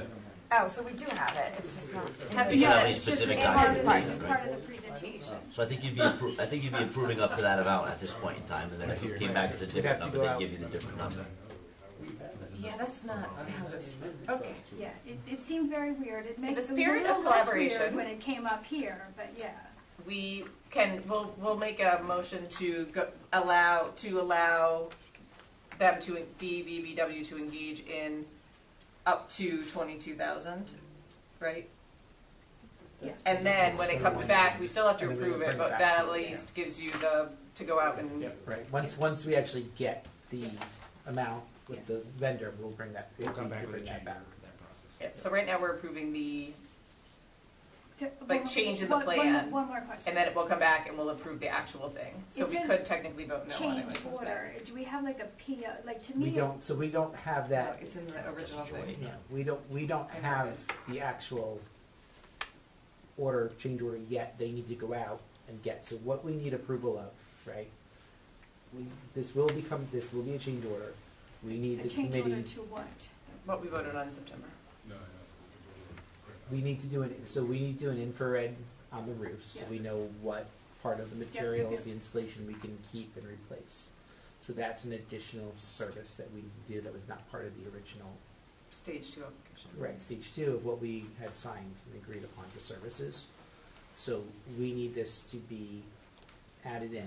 So that's not a change order. Isn't it?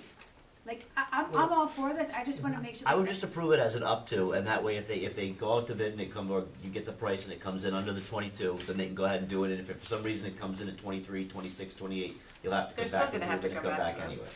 You're still gonna have to come back because of the number, right? Not if you approve it up to 22 now. It's up to you. I guess, Are you coming back anyway? I think it, yeah, or it could just be administrative, however, the superintendent, if you want to do that. So. Okay, here's the, let's not. I would approve let's it not as get up to. stuck. That's Is just me. anybody concerned about the drones to see if we have leakage in the I already made a motion, roofs? and there was a second, Okay. so let's vote. Great, Okay. perfect. No, but honestly, wait, in the discussion, does anyone have concerns about what we're talking about and why? No, 'Cause I we're think cha- it was we're just cha- the wording, but Yeah, I get we're changing, we're doing this work to try to save $4 million on our roofs, to Yep. try to see if there's anything sad, and we're gonna use drones, which will make Yep. my kid cool, so, great. Yep. Okay, anything else? Nope. Okay, all those in favor, please say aye. Aye. Okay. Thank you. And then can we still please get a backup document so that we can attach it to our agenda so that we can be transparent so people won't yell at us? Okay, cool. Do we want, while we have Perkins here, do we want to move that next I item? would like to, can I make a motion to move Not Perkins people, could be, I guess. What are we doing? Huh? What are we We're doing? in unfinished B. the timeline. the time? We're moving it to the next item. Ah, got it, okay. We're just sorry. skipping over nutrition first, and then just while they're here. Okay, okay, so did you do a motion to discuss? Motion to discuss? Can I get a second? Second. Okay. Ken, this had been a previous request. Yes, this, So where are we this at? was requested to have an understanding of looking at the timeline of the cost estimates of the New Woodford Middle School building and an explanation of the changes in the costs from the very first submission that we had sent through to you to RIDE to where we are today, that would explain the changes in the cost and what's in the building, what's in the base versus what's in the add-on. And so that's what we're looking for. I know I asked for something in writing. Share Do that you with us. have the slide? We did. We got Okay. a timeline today, but we really need more of an explanation of the why and the how. Right, Right? So if you could help, if you could walk I'll do my us best. through that. Yep, or if we need, at least the committee maybe can explain to Mark what we're looking for too. So if there's like somehow we need to figure it out. So what I had asked for, because I had the same information that you provided, that's all information that's like available in terms of the pricing. So what I was looking for was, the pricing was consistent all along in terms of the cost and what was included, up until the difference between May and September. And what I'm trying to Right. find out is what changed between May and September to make the difference. right. Because everything that happened from the start from when the project was quoted to when it happened in September was to reduce the cost. We changed the building, we changed this, like everything drove the cost down. It should have, because it was designed to do that, but between May and September, the cost basically stayed the same, but the fields and the net zero fell out. So I'm looking to understand specifically how that happened and why. Right, okay, so I'll do my best here. So in May, we presented, and I think, I don't have the number in front of me, but I'm gonna say it was about $69 million. Jen probably has the memorized, Jen? Yeah, 68,960, and 68,900. the exact quote was, we reduced the project cost by approximately $8 million while maintaining the net zero building. Right, and at that point, in May, we were asked by RIDE, it was recommended by RIDE that we look at a compact building, right? Before that, we were looking at enrollment and other ways to increase eligibility. They said, that's not the approach we're looking for. We're looking for you to reduce cost. And we think the way to do that is to do a more compact building, do a 3-story building. It's going to be more compact. It's going to be less expensive.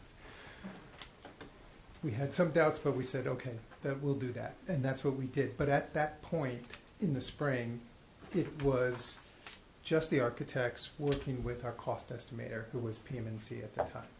So we didn't have engineering along with that. We didn't have our landscape architect and things like that. So we did do drawings, which were priced, and also, so at that point, the cost estimator is working broader sort of order of magnitude of things. So they're taking the cost estimate where we were at previously at 77 and starting to subtract, and then trying to allot for what needs to be put back. The building's reconfigured. So I think that was done relatively quickly, and we got to this $68.9 million.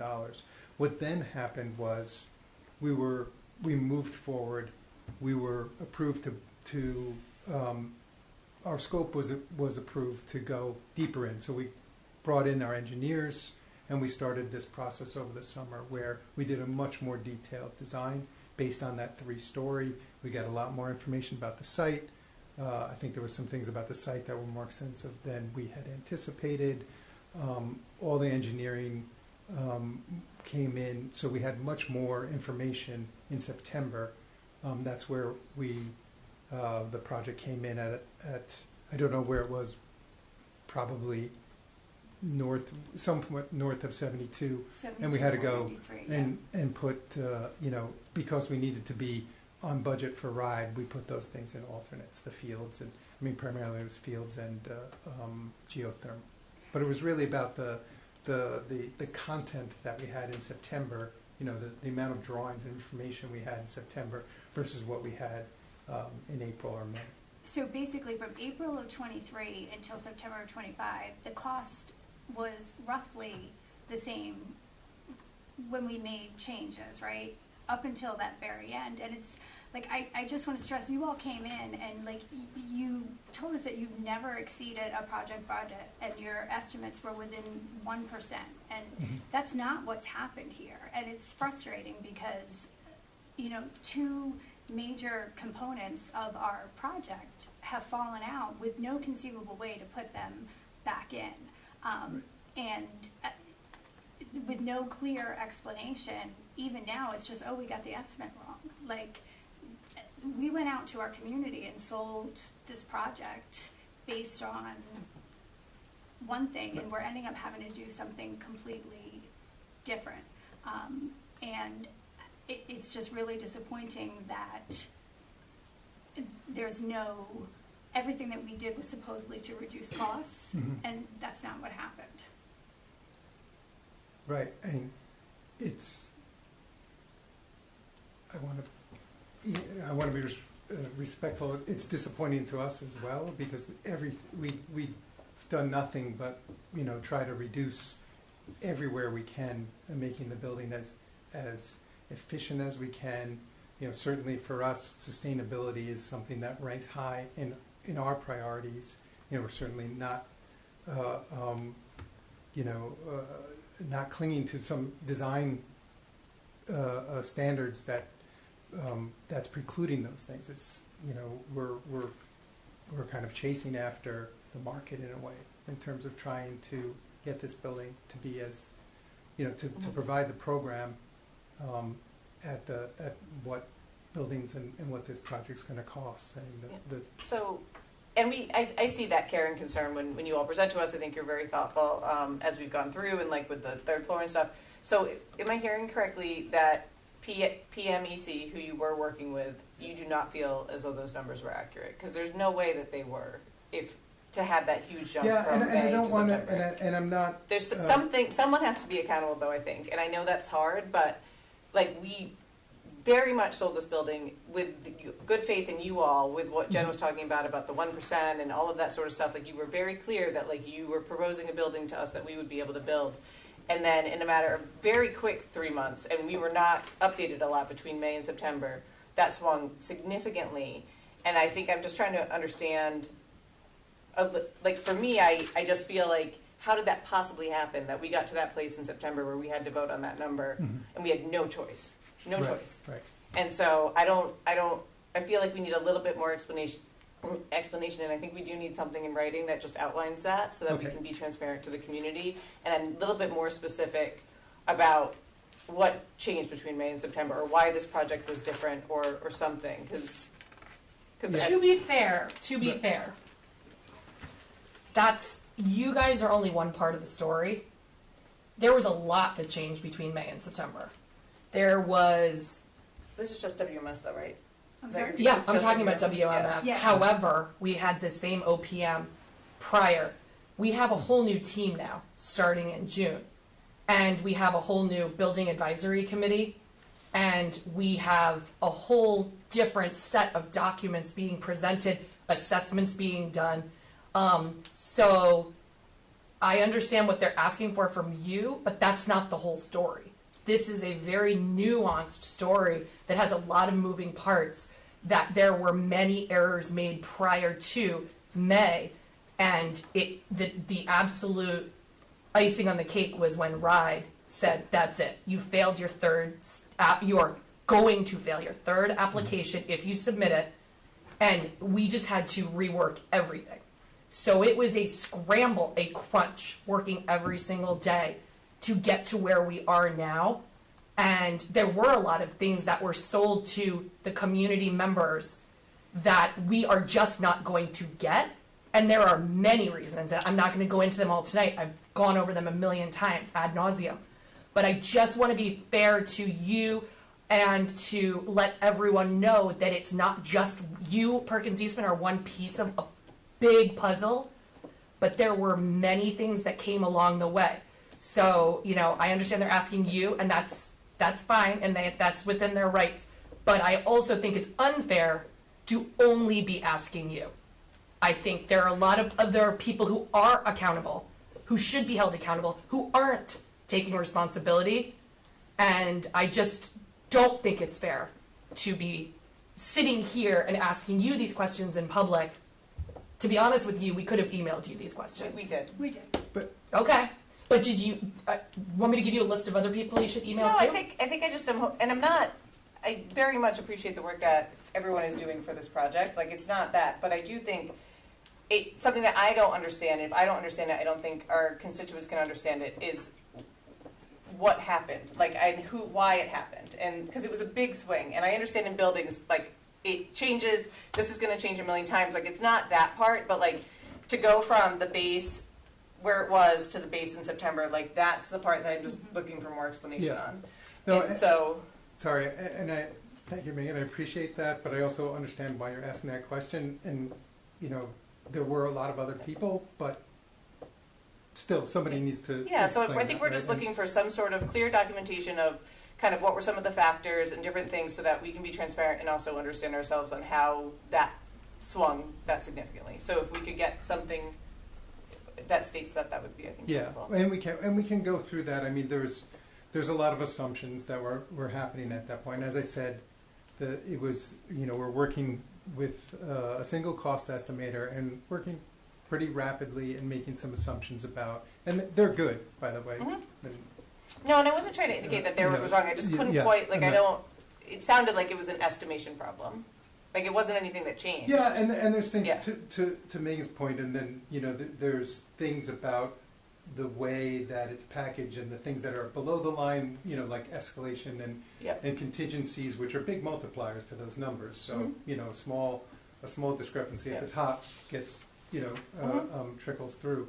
But we should be able to unpack that. Yeah, so I think that's what we're looking for. So if, say, this, exactly what you just said, this estimate was off by this, so then that affected X, Y, and Z, and that's how we got to this number. Like, I think that unpacking is what we're looking for, just understanding that better. Sure. I mean, like I said, if there was, maybe a $300,000-$400,000 assumption on the site turned out to be different, that has ripple effects through, and could wind up being $1 million problem. And just to be clear, the question's being addressed to Perkins Eastman because Perkins Eastman's name is on all the documentation that comes to us. So if it was somebody else's name, I would be asking the question to them. It's nothing, you were the ones who came before us and made the quote. You were the ones who came before us and made the statements regarding your estimates and being on budget and all that stuff. So if it was somebody else, I would be asking the same questions of them.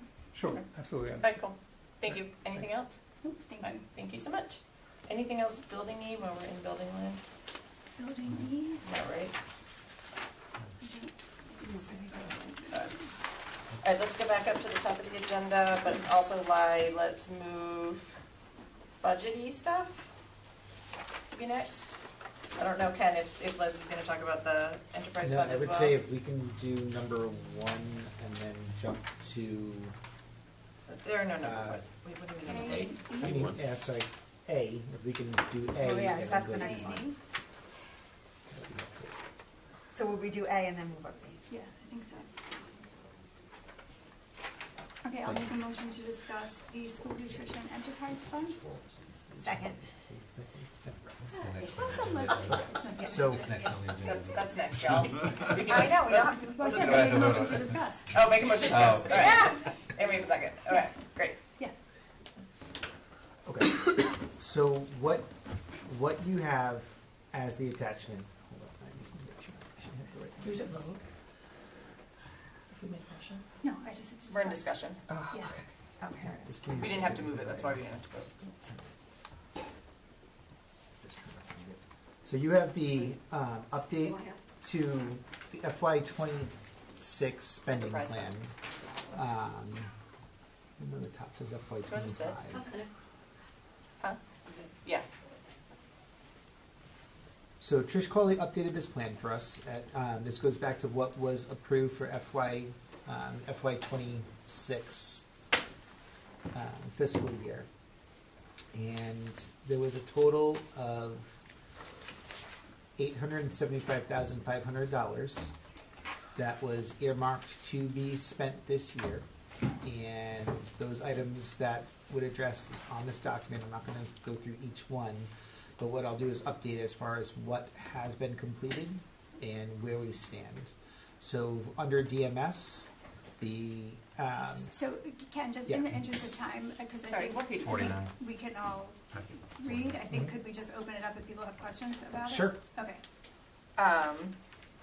Sorry, that we could all read parts. I didn't mean that, that was rude. Yeah, I didn't mean it to come out that way, just. In the interest of time, would Ken mind if we Are there didn't go line any items? questions on the Questions? document that's here? This is Yeah, updated, you see what's Yeah, been we're spent, driving here. where we are. Right, Ken, is that okay, or is there anything you want to It's- point out before we ask questions? The only thing I want to point out is that under North Kingstown High School, the vending machines are there. That was added saw in, them. just because that was something that was supposed to be in the previous fiscal year, but because of the delivery date and stuff was pushed back, we had to add it. I physically saw them, they're there. Yes, And the they're- middle schools. They're usable. They're not opposite, So- the middle schools aren't, but the other ones are. Yeah, so that wasn't there in February, but it is Yeah. there now because Alright. we had to move it onto here. Okay, cool. So that's all.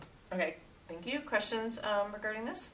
So I had a couple questions on the items that had been on there and that are not on, okay, let me back The up. ones that are crossed off. So the ones that are not being used, and this kind of goes back to the, and also there was, let me back up, there was no update given on the cafeteria furnishings for North Kingstown High School, which is like $200,000. There was no note or anything on that I saw.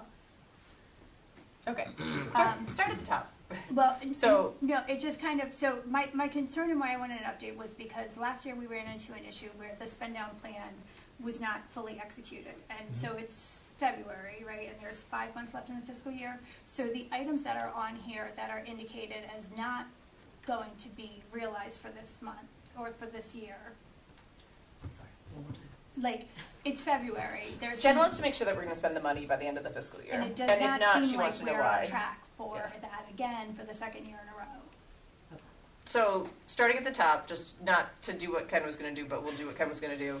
So it looks like serving line and equipment is done, but it didn't cost as much as we thought. About half of it. It did. It's, I'm just, if you can give me 1 second to pull So- up the document. So half of it, the way it was purchased, it was somehow went through on June 30th. Half of it went through on June 30th and half of it went through on July 1. So half of it is in one fiscal year and the other half is in another. So what you're seeing here is representative of fiscal 25-26. There were $53,000 that was spent in fiscal 25. But the whole project was done. Yes. Okay. Yes. So And it was just an invoice thing. It was one. So yeah, it's no, on no, everyone. Okay. And it was how it was done, and part of it was encumbered in 1 year, and we Okay. for audit Okay. purposes. Moving it on had to the be- DMS cafeteria funding, there's a note saying early stages with DMS administration, which is very nice, except we all know to get furniture in by June 30th, we probably need to order it Yeah. by February or March. So early stages makes me nervous on that one. So do we feel like that will be achieved? I think it will. So when my notes from this, like for early stages, was when I met with Trish in early December, and it was already stuff that she was working on and underway. So at this point, it's moved along, but I can certainly get a better timeline.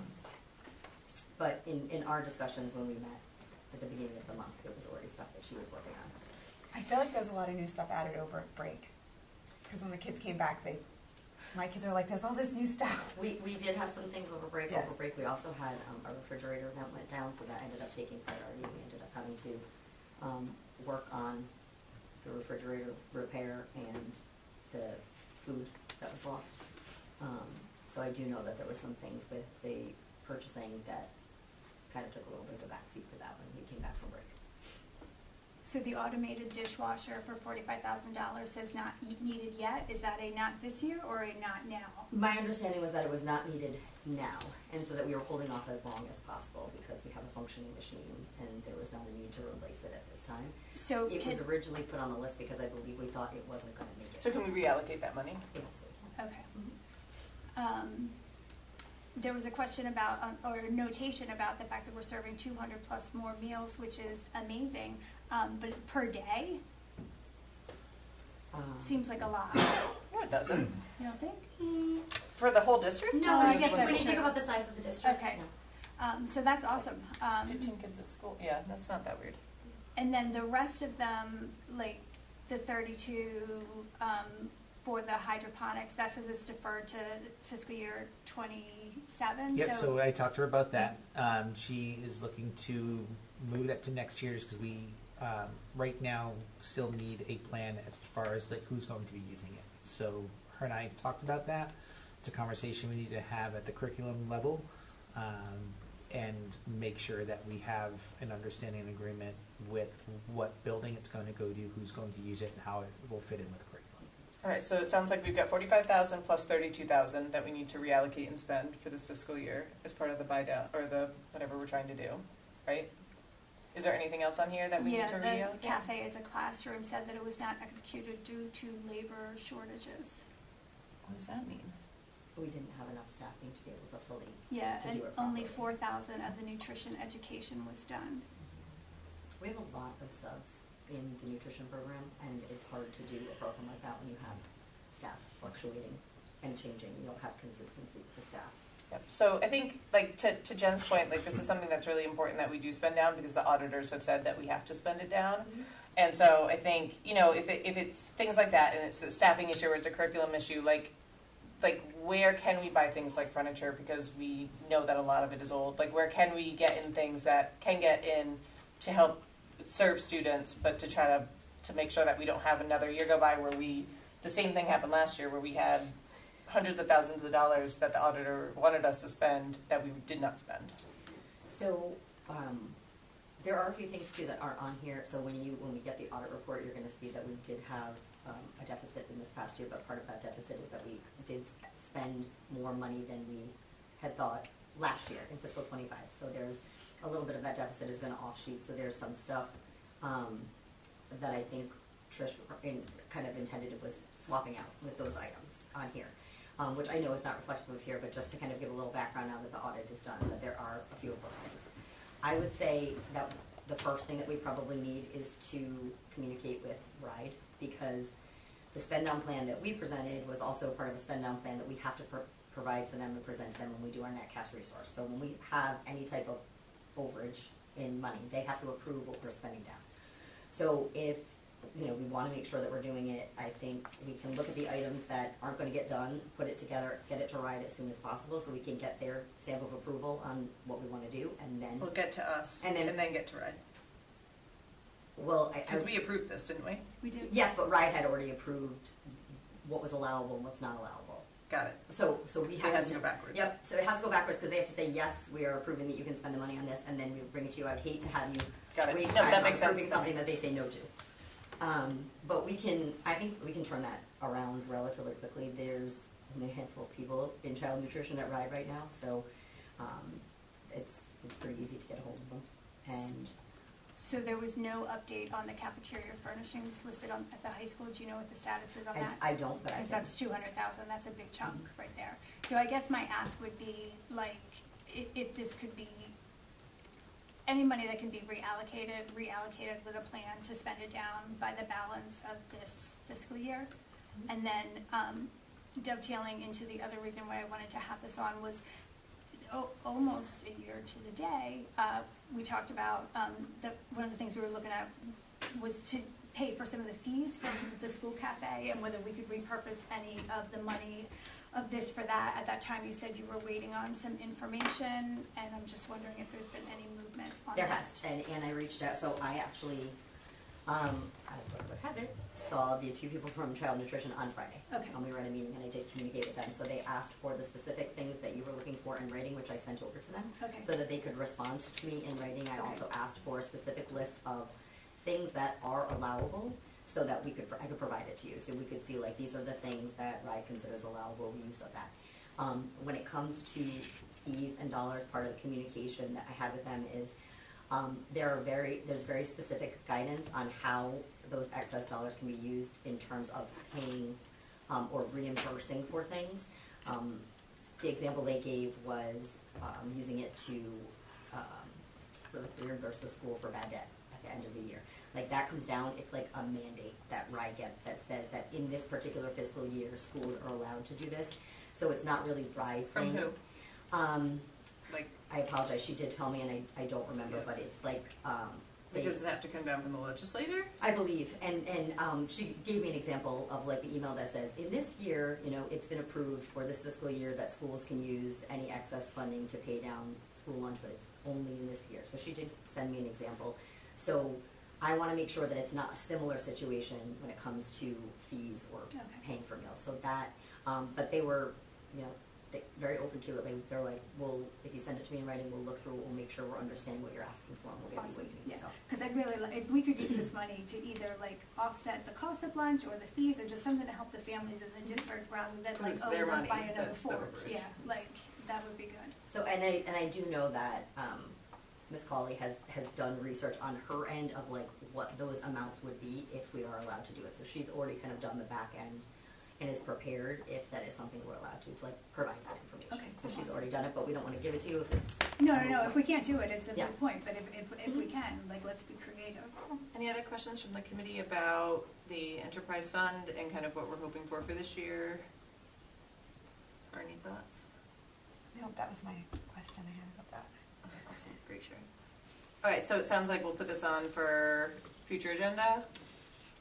Maybe not next one, but the one. I am hoping that we'll have an information by the time we present the nutrition budget next week.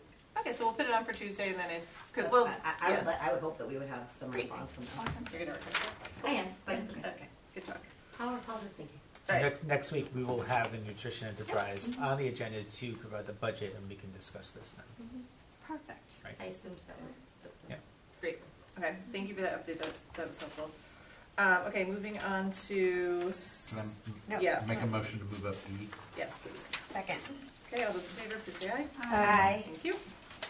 Okay, so this was the follow-up. So if you remember, it got late, and I was like, we're not doing the rest of this budget workshop part for that part. But we did want to circle back on that and just to see if the committee had questions regarding the pages we did not get to, which was the building level ones.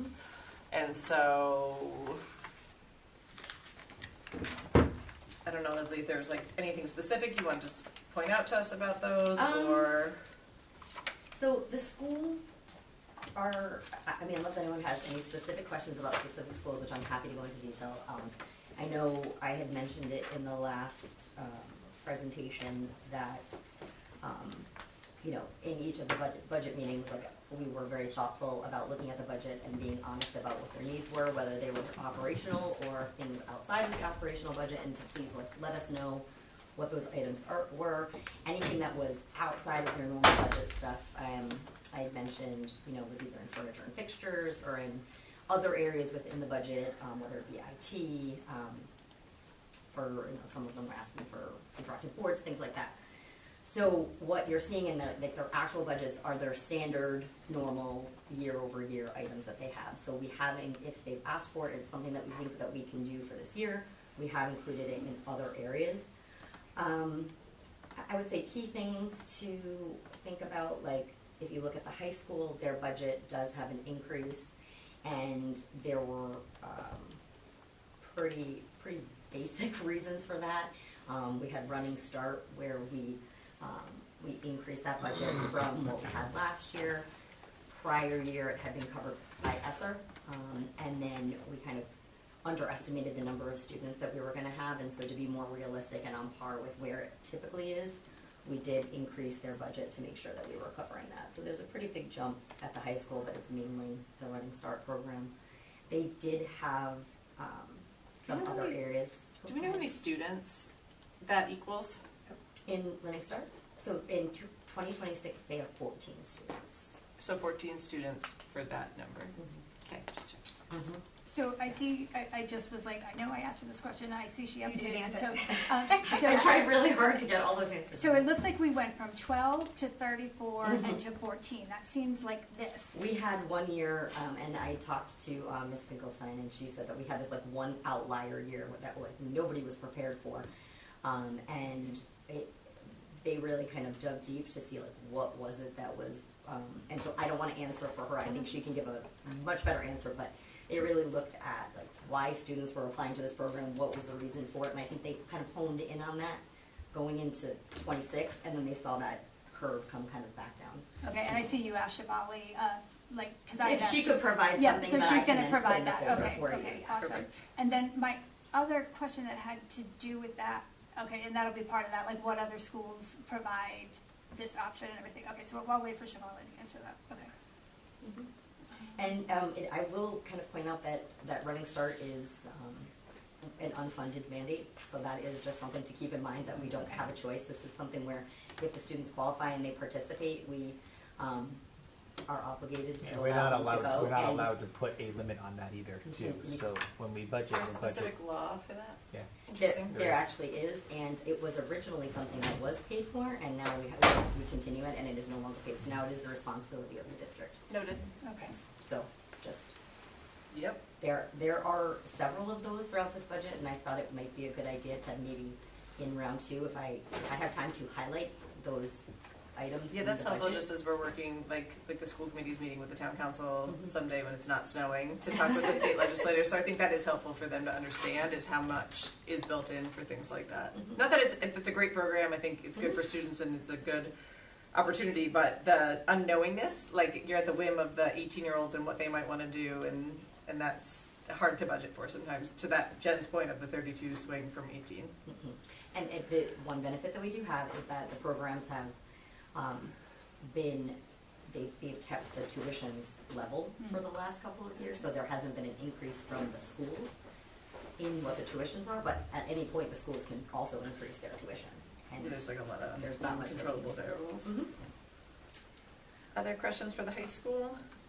I know that there was one other question that came in on the Google form just about graduation, and I did answer that, but Ms. Finkelstein gave a very good answer when we were meeting in the budget of what those exact costs were, and I outlined those. So all of the costs that go into graduation, the programs, the diplomas themselves, the diploma cases, the tassels, the honor cords, that's what that supply line is, and it has gotten significantly more expensive.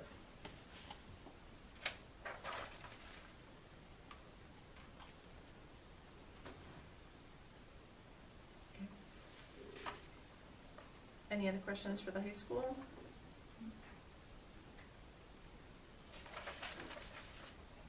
I know that this is not like a really important thing, but I know school counselors don't love being called guidance. I don't know if it's possible in UCOA to change what they're called, but I know that that's like a thing. I don't know how our guidance department feels about it, but No, I it's know true. It's true. nationally it's a thing. They don't love that word. You do you with that I'm information. sure we probably can. Now you know. I think actually it's it's an interesting thing, because as we're making the transition into our new fiscal software, that's the time where we would want to be It changing might be things something like that that. worth because this- asking folks, yeah. So Yeah, I would go ahead and change that. I think I will also check to make sure that for UCOA purposes we can read Yeah, it or just- whatever we want, yeah. but Maybe that's a change for next budget season. Yeah, I don't know if that's no, and that's not a priority. with I the just- state of the I know right now, I it's feel like not that community they care about We have it. a so. lot more that you're dealing with right now. No, but when we go into the new one, that's something that would be Yes. totally normal to change. I don't think we need to go back in time, but like now you know. So Okay. moving on. Right. All right, moving on to Wickford Middle. Any questions on that one?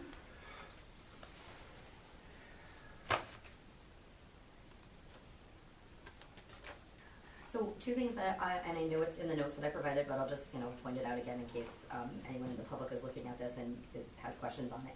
So two things you'll notice on both Whitford and DMS is that the science line looks like it has the drastic increase, but that's just because we moved, because the kits are just there, that's Open SciEd, those are the kits that go with that. It was previously in the curriculum budget last year, but instead we moved it to the school level so that we could actually be seeing what we're spending on supplies, because it's not the curriculum, it's the kits that go with it. So that's why those two lines will look like there was a base just moving. You can see it, like you can see the decrease lower in a way that was actually savings.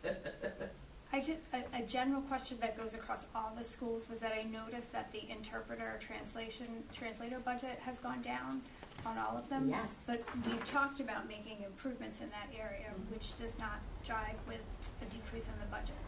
So, and Chaz is not here, so I wish that he was. So one of the things I know we were talking about was just the different levels of service that we can provide with some of our like existing technology. Okay. That would reduce the need for the actual interpreters. Gotcha. Okay. So, and I know that some schools have been using it, some schools are still kind of testing it out, but the hope is that we can offset some of that with technology that we already have and money we're already spending. Okay. And utilize those programs better. Gotcha. Yeah. Okay. One example is ThrillShare. So when we send communication out through ThrillShare, hit the translation button, everything gets translated. Okay. So like any time that I've had to go through and use it, Yep. I make sure that my messages are in there, and then I hit translation. And what that does, everyone that has another language as their primary language in Aspen, they're getting the message Awesome. that's Yeah. translated, and it automatically does that. It's Yep. it's a sync between Aspen and ThrillShare. So that's something we talked about at one of our admin council meetings. We're all trying to make sure that we're doing that when we're sending out messages. We're using that to get the messages Awesome. I out. mentioned Aspen some of that doesn't is in, do it itself.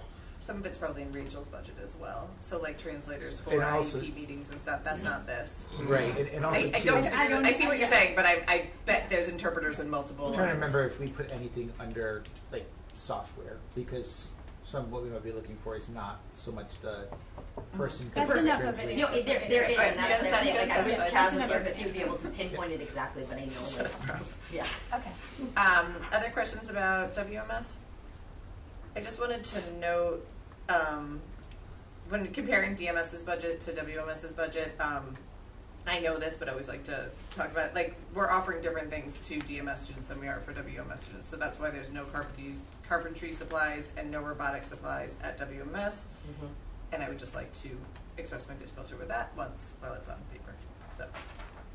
But that's where you see some disparity in the budget. Like, there's some difference in their budgets because of that, although the numbers are very similar to like what they're budgeted for in the supply area. Correct. Would they have robotics? I was going to say, Yeah, they have robotics. Why Yeah, don't they we have a have that? robotics room. It's Why just- don't they have any supplies? They have no, there was no supply line for them. So that's something we do need to look at, because there is, They they have a do whole have room. a class there. Yeah. So we need to figure out where that's coming from. So- The reason for the carpentry supplies is because we have, that's just a difference between the two buildings and what we have. Like Yeah, DMS, like Yeah. there's has that. no Yeah. outlet for the But- carpentry program. but we should see where that would fall in here, because there should be. Yeah, So Woodford it should should- have one. So Yeah. Yeah. We'll to look be at honest, see that what- historically they're buying those supplies as part of their other supplies. There's not any breakdown that I will see. So if I see historically that there's no supply, that there's a zero line all the way across. Can we just Not check on where gonna they're get buying added it? to the budget, but we can. I Well, can just add because it in. it's $1,200 too. It's not like Yeah. $400. Like, I'm just being curious if it's actually built in somewhere else. Yeah, and somebody else might notice that there's no robotics line at Woodford when there is an actual robotics class. Yeah, and that, I mean, that Sure. is certainly No, easy enough to add Yeah. and allocate out. I'll just make sure that I check with the principal of what, you know, that it's not an additional dollar that's needed, but it was just being reallocated. Rolled into something else. Right. Okay. Thank you. Oh, Any but I other mean, there's more kids at DMS, so obviously the budget Yeah, ultimately would be more, just the. Yeah, I'm not saying it should be apples to apples, but I was just saying it's not like $200. Like, it's actually, it's kind of noticeable, that piece of it. Any other questions on WMS? How about DMS? I had a question on Davisville. I noticed that the foreign language supply budget was down, but yet they're asking for another teacher, and those two things seemed at odds to me. One more time. Foreign language The supplies. foreign language supplies budget is down, but their narrative on requesting another teacher It's because indicated, there's more kids in the class. That's why they need another teacher. Yes. but wouldn't more kids mean more supplies? It's just so next year for them to have a Spanish, they need another Spanish. There's more 8th graders next year than there are now. That's why they need another half teacher so that they can have Spanish. It's possible that they have enough supplies on hand Okay. already to It handle just, those it struck students. me as odd that the one So- was going down and the other one was going Yeah, up. it's very possible that they already have them, so they And They don't need them. Right. Okay. Any other questions about TMS?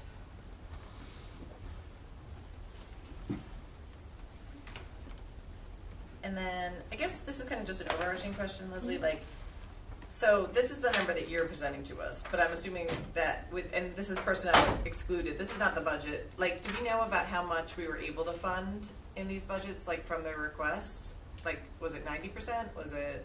From what they requested, these are the budgets, like, we went through and we talked about what their spend actually has been year over year, and everything that they've requested, if it was feasible, is in this budget, including the additional non-operationals, like the furniture and fixtures and things like I put in different places throughout the budget. But It might not be on their exact page, but Exactly. Okay, so there's not a lot of unfunded requests, is what I'm hearing. It's tough because they try and do a really great job of coming in and level funding themselves and keeping their budget clean.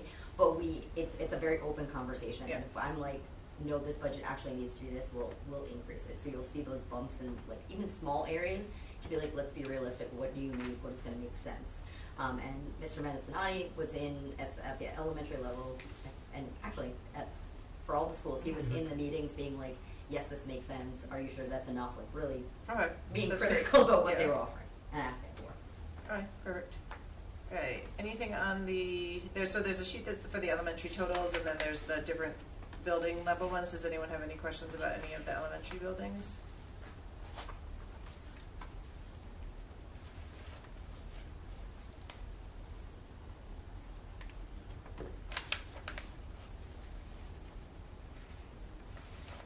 So I do just want to say that in the elementary totals, the pre-K CDP does not roll into that budget. So Fishing Cove wasn't in it last year, and it isn't in it this year? No. No. So it's apples to apples? Yes, the Fishing Cove pre-K part was not included. So we're looking at apples to apples, Correct. is what you're saying? Yes. Okay. I assume that's because there wasn't like hundreds of thousands of dollars. Like, like I figured there was It's easy to extract it out and to be able to separate it. So.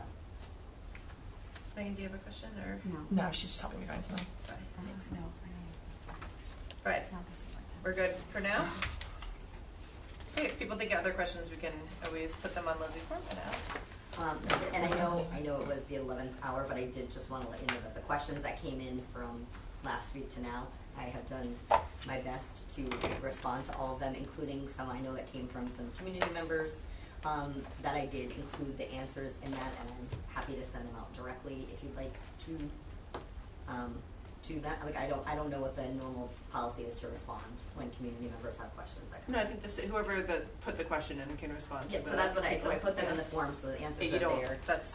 You don't have to do that directly, Ella. Okay. Yeah. And I didn't, just in case. Right, that, like, the school committee members can relay that on your behalf. Yeah, whoever replying back Yeah. to school committee can send it. Cool. All right, any other questions on the budget? Can I just make one comment about the pre-K CDP? Just, Mhm. and, well, I can always let Jen know, because she asked a question about it, but I just wanted to be clear. So, this is gonna look a little different than it did last year when we're looking at the pre-K part, because only the pre-K was included in the budget.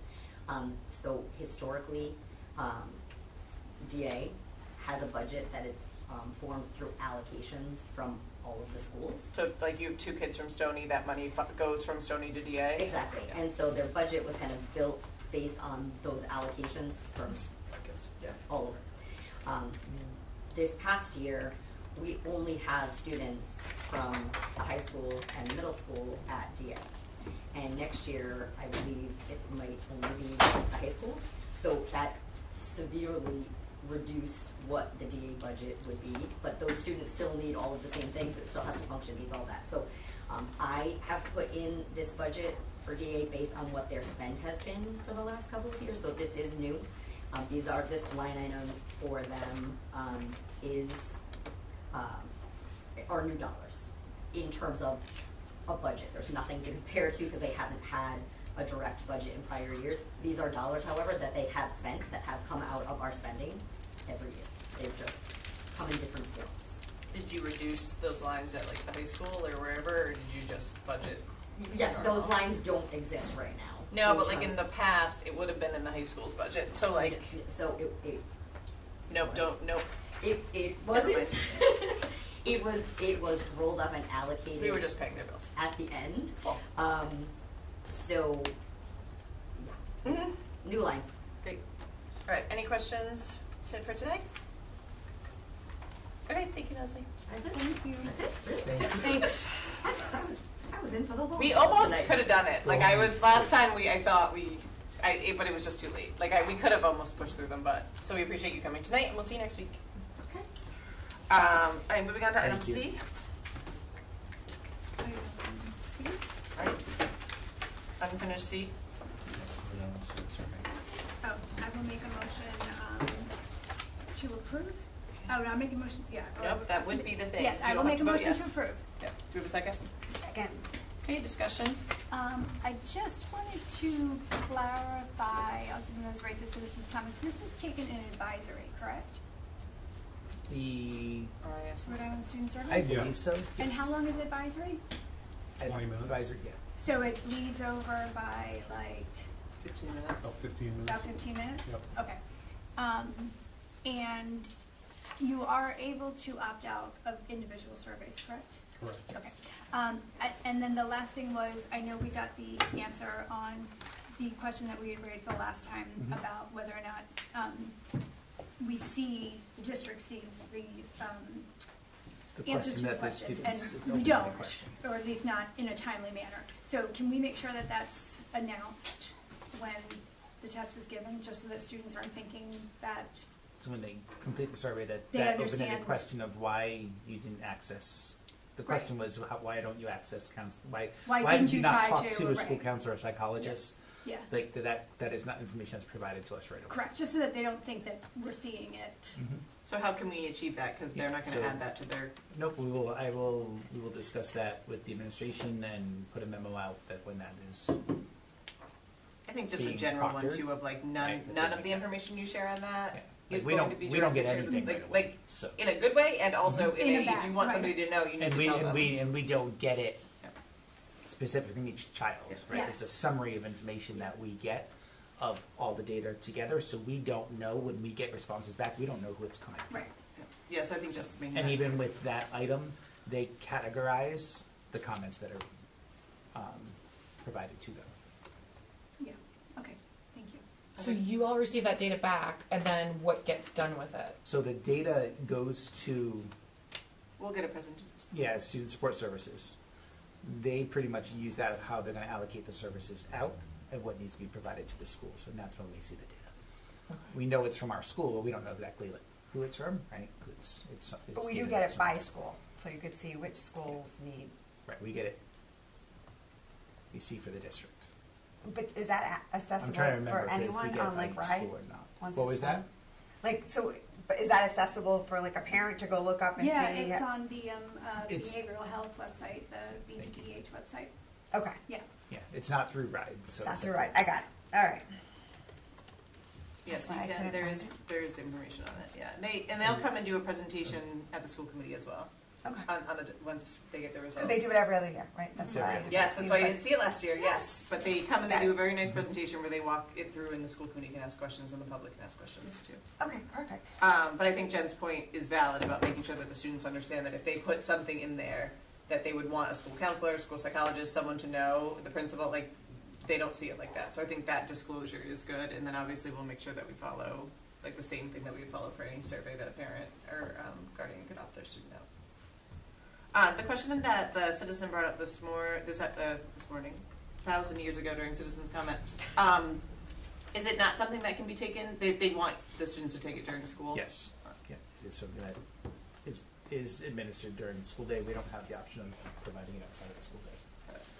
And then when she asked to, and how would you opt out? Like, is that separate from a different survey that we would So send? typically what we do is every time there's a survey, the message goes out that it's Okay. being conducted, and parents, either family members, guardians either opt their child in. Any other questions on that? If not, we'll call the vote.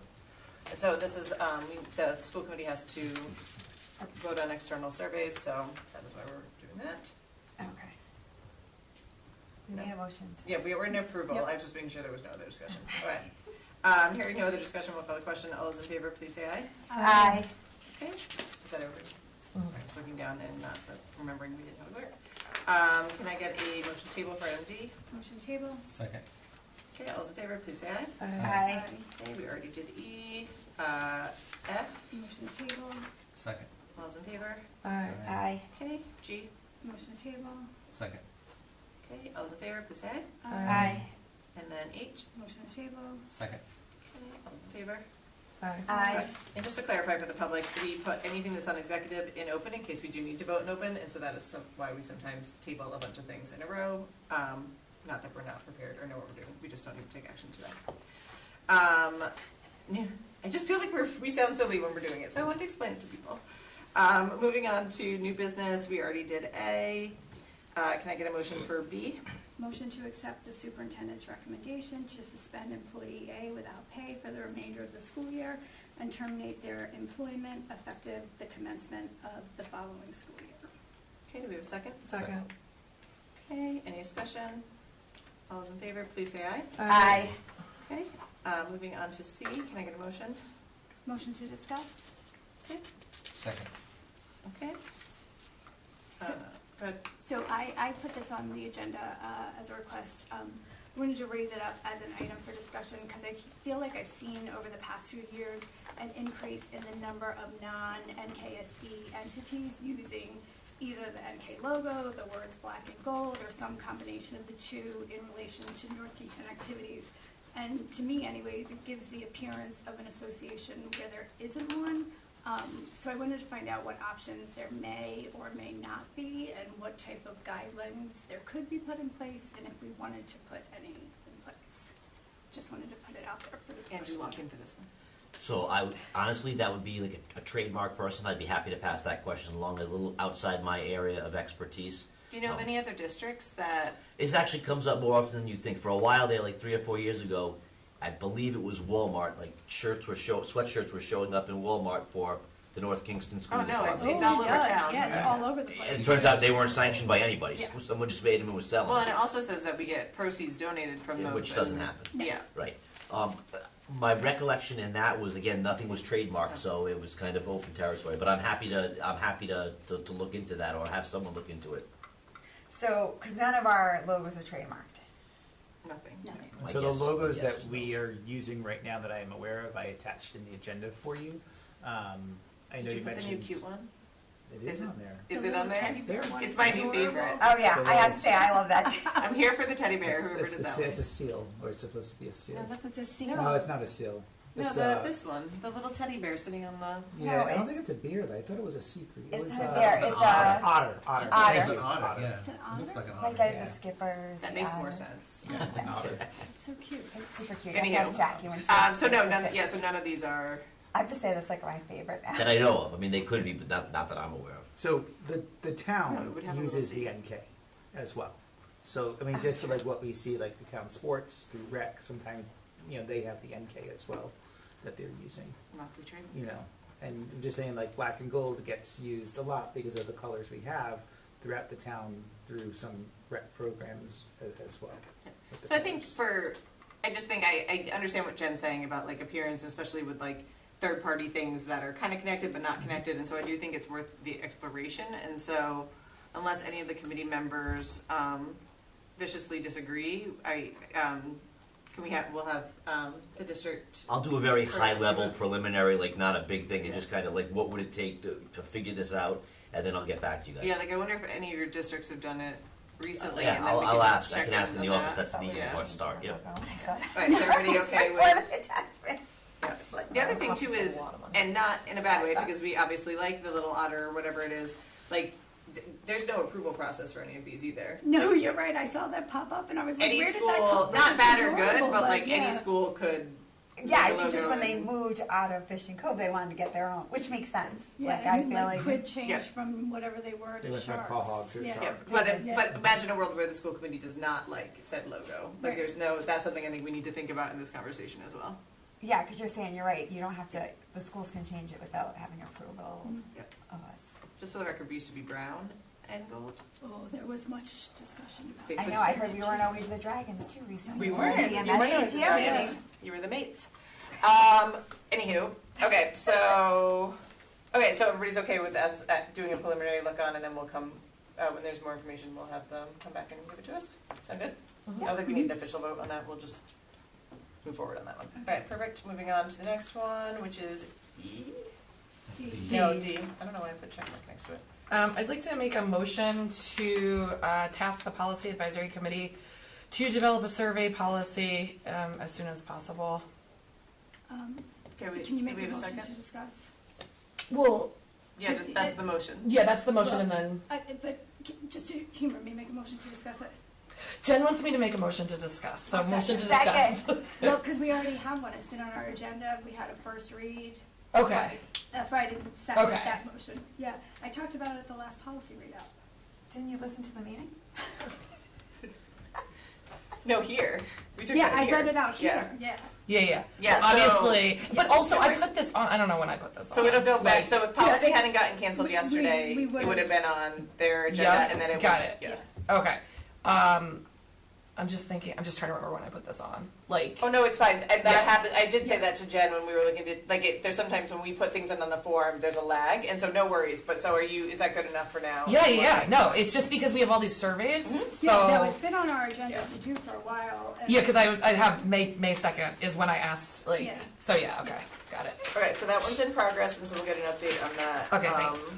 After the next policy meeting, which got rescheduled for sometime in February. Right, Jen?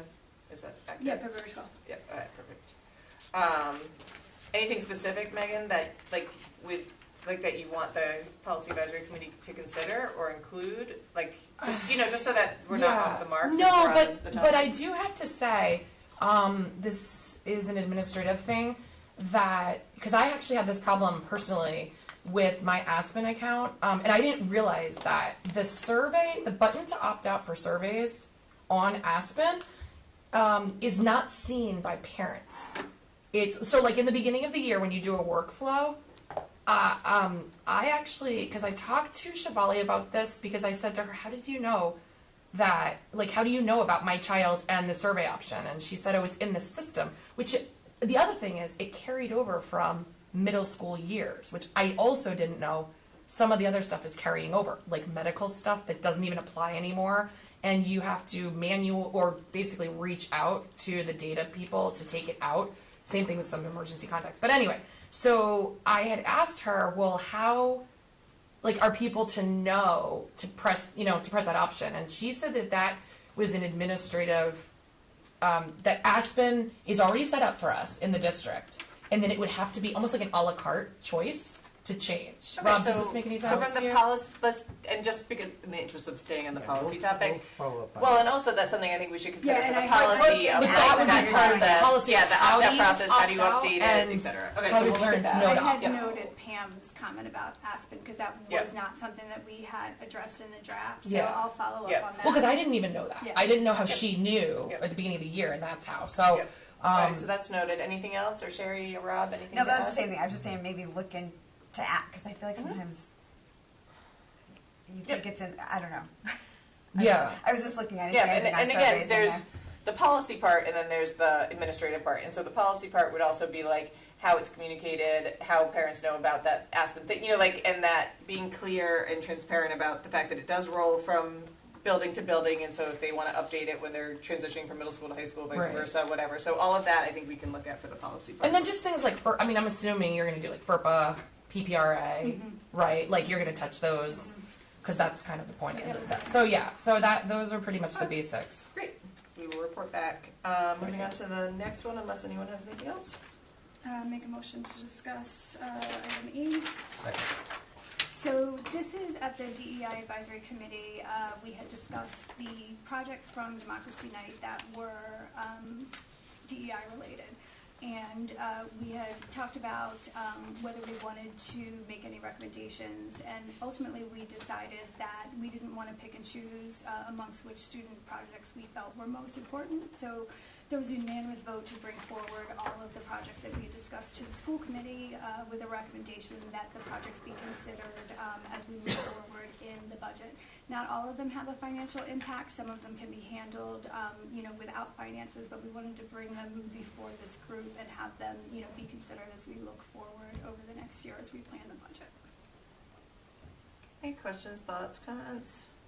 I think I just want a little more from, like, background on, you know, information on, like, how much would it cost, what, do you know what I mean? Like, I guess maybe the backup from the presentations. Yeah, I actually included the pictures from it in the letter that I sent, but it doesn't look like the click-through came. Oh, okay, that's yeah. what I was thinking, Yeah, like, yeah. how, like, just their, Yeah, because Like if you see on the, we can have Jen share the folder of the pictures from the projects, but there's like a link in the memo, but you can't click on it because of the way it's uploaded. But and that has all the details from the students. oh, okay, because I was more wondering, because I was even just thinking, like, how did they, you know, on the first project, so did you also look at other, you know, how many books discuss kids that are adopted or in foster care, or, you know, how, like, other topics versus just, so I was just curious how they analyzed it, to be honest, or Well, like, just- where did the 116 books, just remember, how did they this group is, this is exactly as the projects were presented by the students. So it's not my analysis, it is. no, yeah. but it makes sense, like, if I saw the board, they might have all that, and, do you Right, know what and- I'm saying? Yep, no, Yeah. I'll share the pictures that were taken at Democracy Night with you. Like I said, I had attached it, but it doesn't look like it came through. I also just want to add that what they present, we Is- have to do a fact check, Yeah. right? I'm Yeah, not saying just anyone's their- it's No, I their agree. saying it's perspective. wrong, Yep. but here's why. Because as you go around, right, a lot of you might see letters that were addressed to you. Oh, They don't have to send them out. They that's also my have favorite, surveys. is I say, did you Right. send And so that? when I was talking to some about surveys, oh, well, it's not a real survey. Yeah. I created this for this. I said, okay. So we have to do a fact check on everything that they present to know where the information's coming from. And I'm not saying anyone's going to put stuff that's not true. It's what they're passionate about. But we got to go back and say, okay, what do we have? What are we doing? And then I because just the students might think we don't have something, but then we actually do. But then the Right. problem is they don't know that we have they it. don't, right? But- it depends who they interview. Yeah. It depends who they talk to. How much research is getting done. So we just need to make sure that we do that. Secondly, anything related to curriculum needs to go through a process with curriculum before. It can't just be something that's here, gets approved, and then done. So we have to go through that Yeah, and curriculum I know, process. I as think well. the purpose from the advisory committee, just Jen, and correct me if I'm wrong, is they just were trying to amplify the voices of the students and kind of officially make sure that the school committee was aware of these as they're connected to that advisory committee. And then also like just to put on like your all's radar and also the committee's radar of things that might be able to be put into the budget or like Jen said, be worked on another way, or maybe just start the conversation. Like obviously curriculum conversations are going to take a lot longer. So I think it was just more of the amplifying the student voices, not expecting motions and actions to be happening today. I think it was more 100%. just to organize the chaos of the projects from that. Oh, no, it's great, because I reached out to Jen and said the, like, free school lunches, and those students that did it, I was gonna invite them to the health and wellness, because I feel like Karen Weatherall could help them, like, if they really want to help with that initiative that's been going on. Yeah, that's great. Kind of connect them. Yep. There's also, this is by no means an exhaustive list of the projects. These are the ones that Jen and I think Allie, or Jen as the chair, had picked for the DI committee to look at. When you get the folder, Sherry, you'll probably see all of the project pictures that we took. Okay. Right? Is that true, Jen? No, I just made a folder of the DEI related ones. I can But share if the you go ones- on the website, I can share the pictures that I took, the too. Vision of the Learner website has all. I don't know if it's all of them, but it has It's not all. It's, It's not what all, was sent yeah. to us. it has So- more, I guess, is Yeah. probably Yeah. a better way to say it. The one that I did want to bring just some particular attention to, only because it ties into another motion that's come before this committee, is the one that is related to accessibility.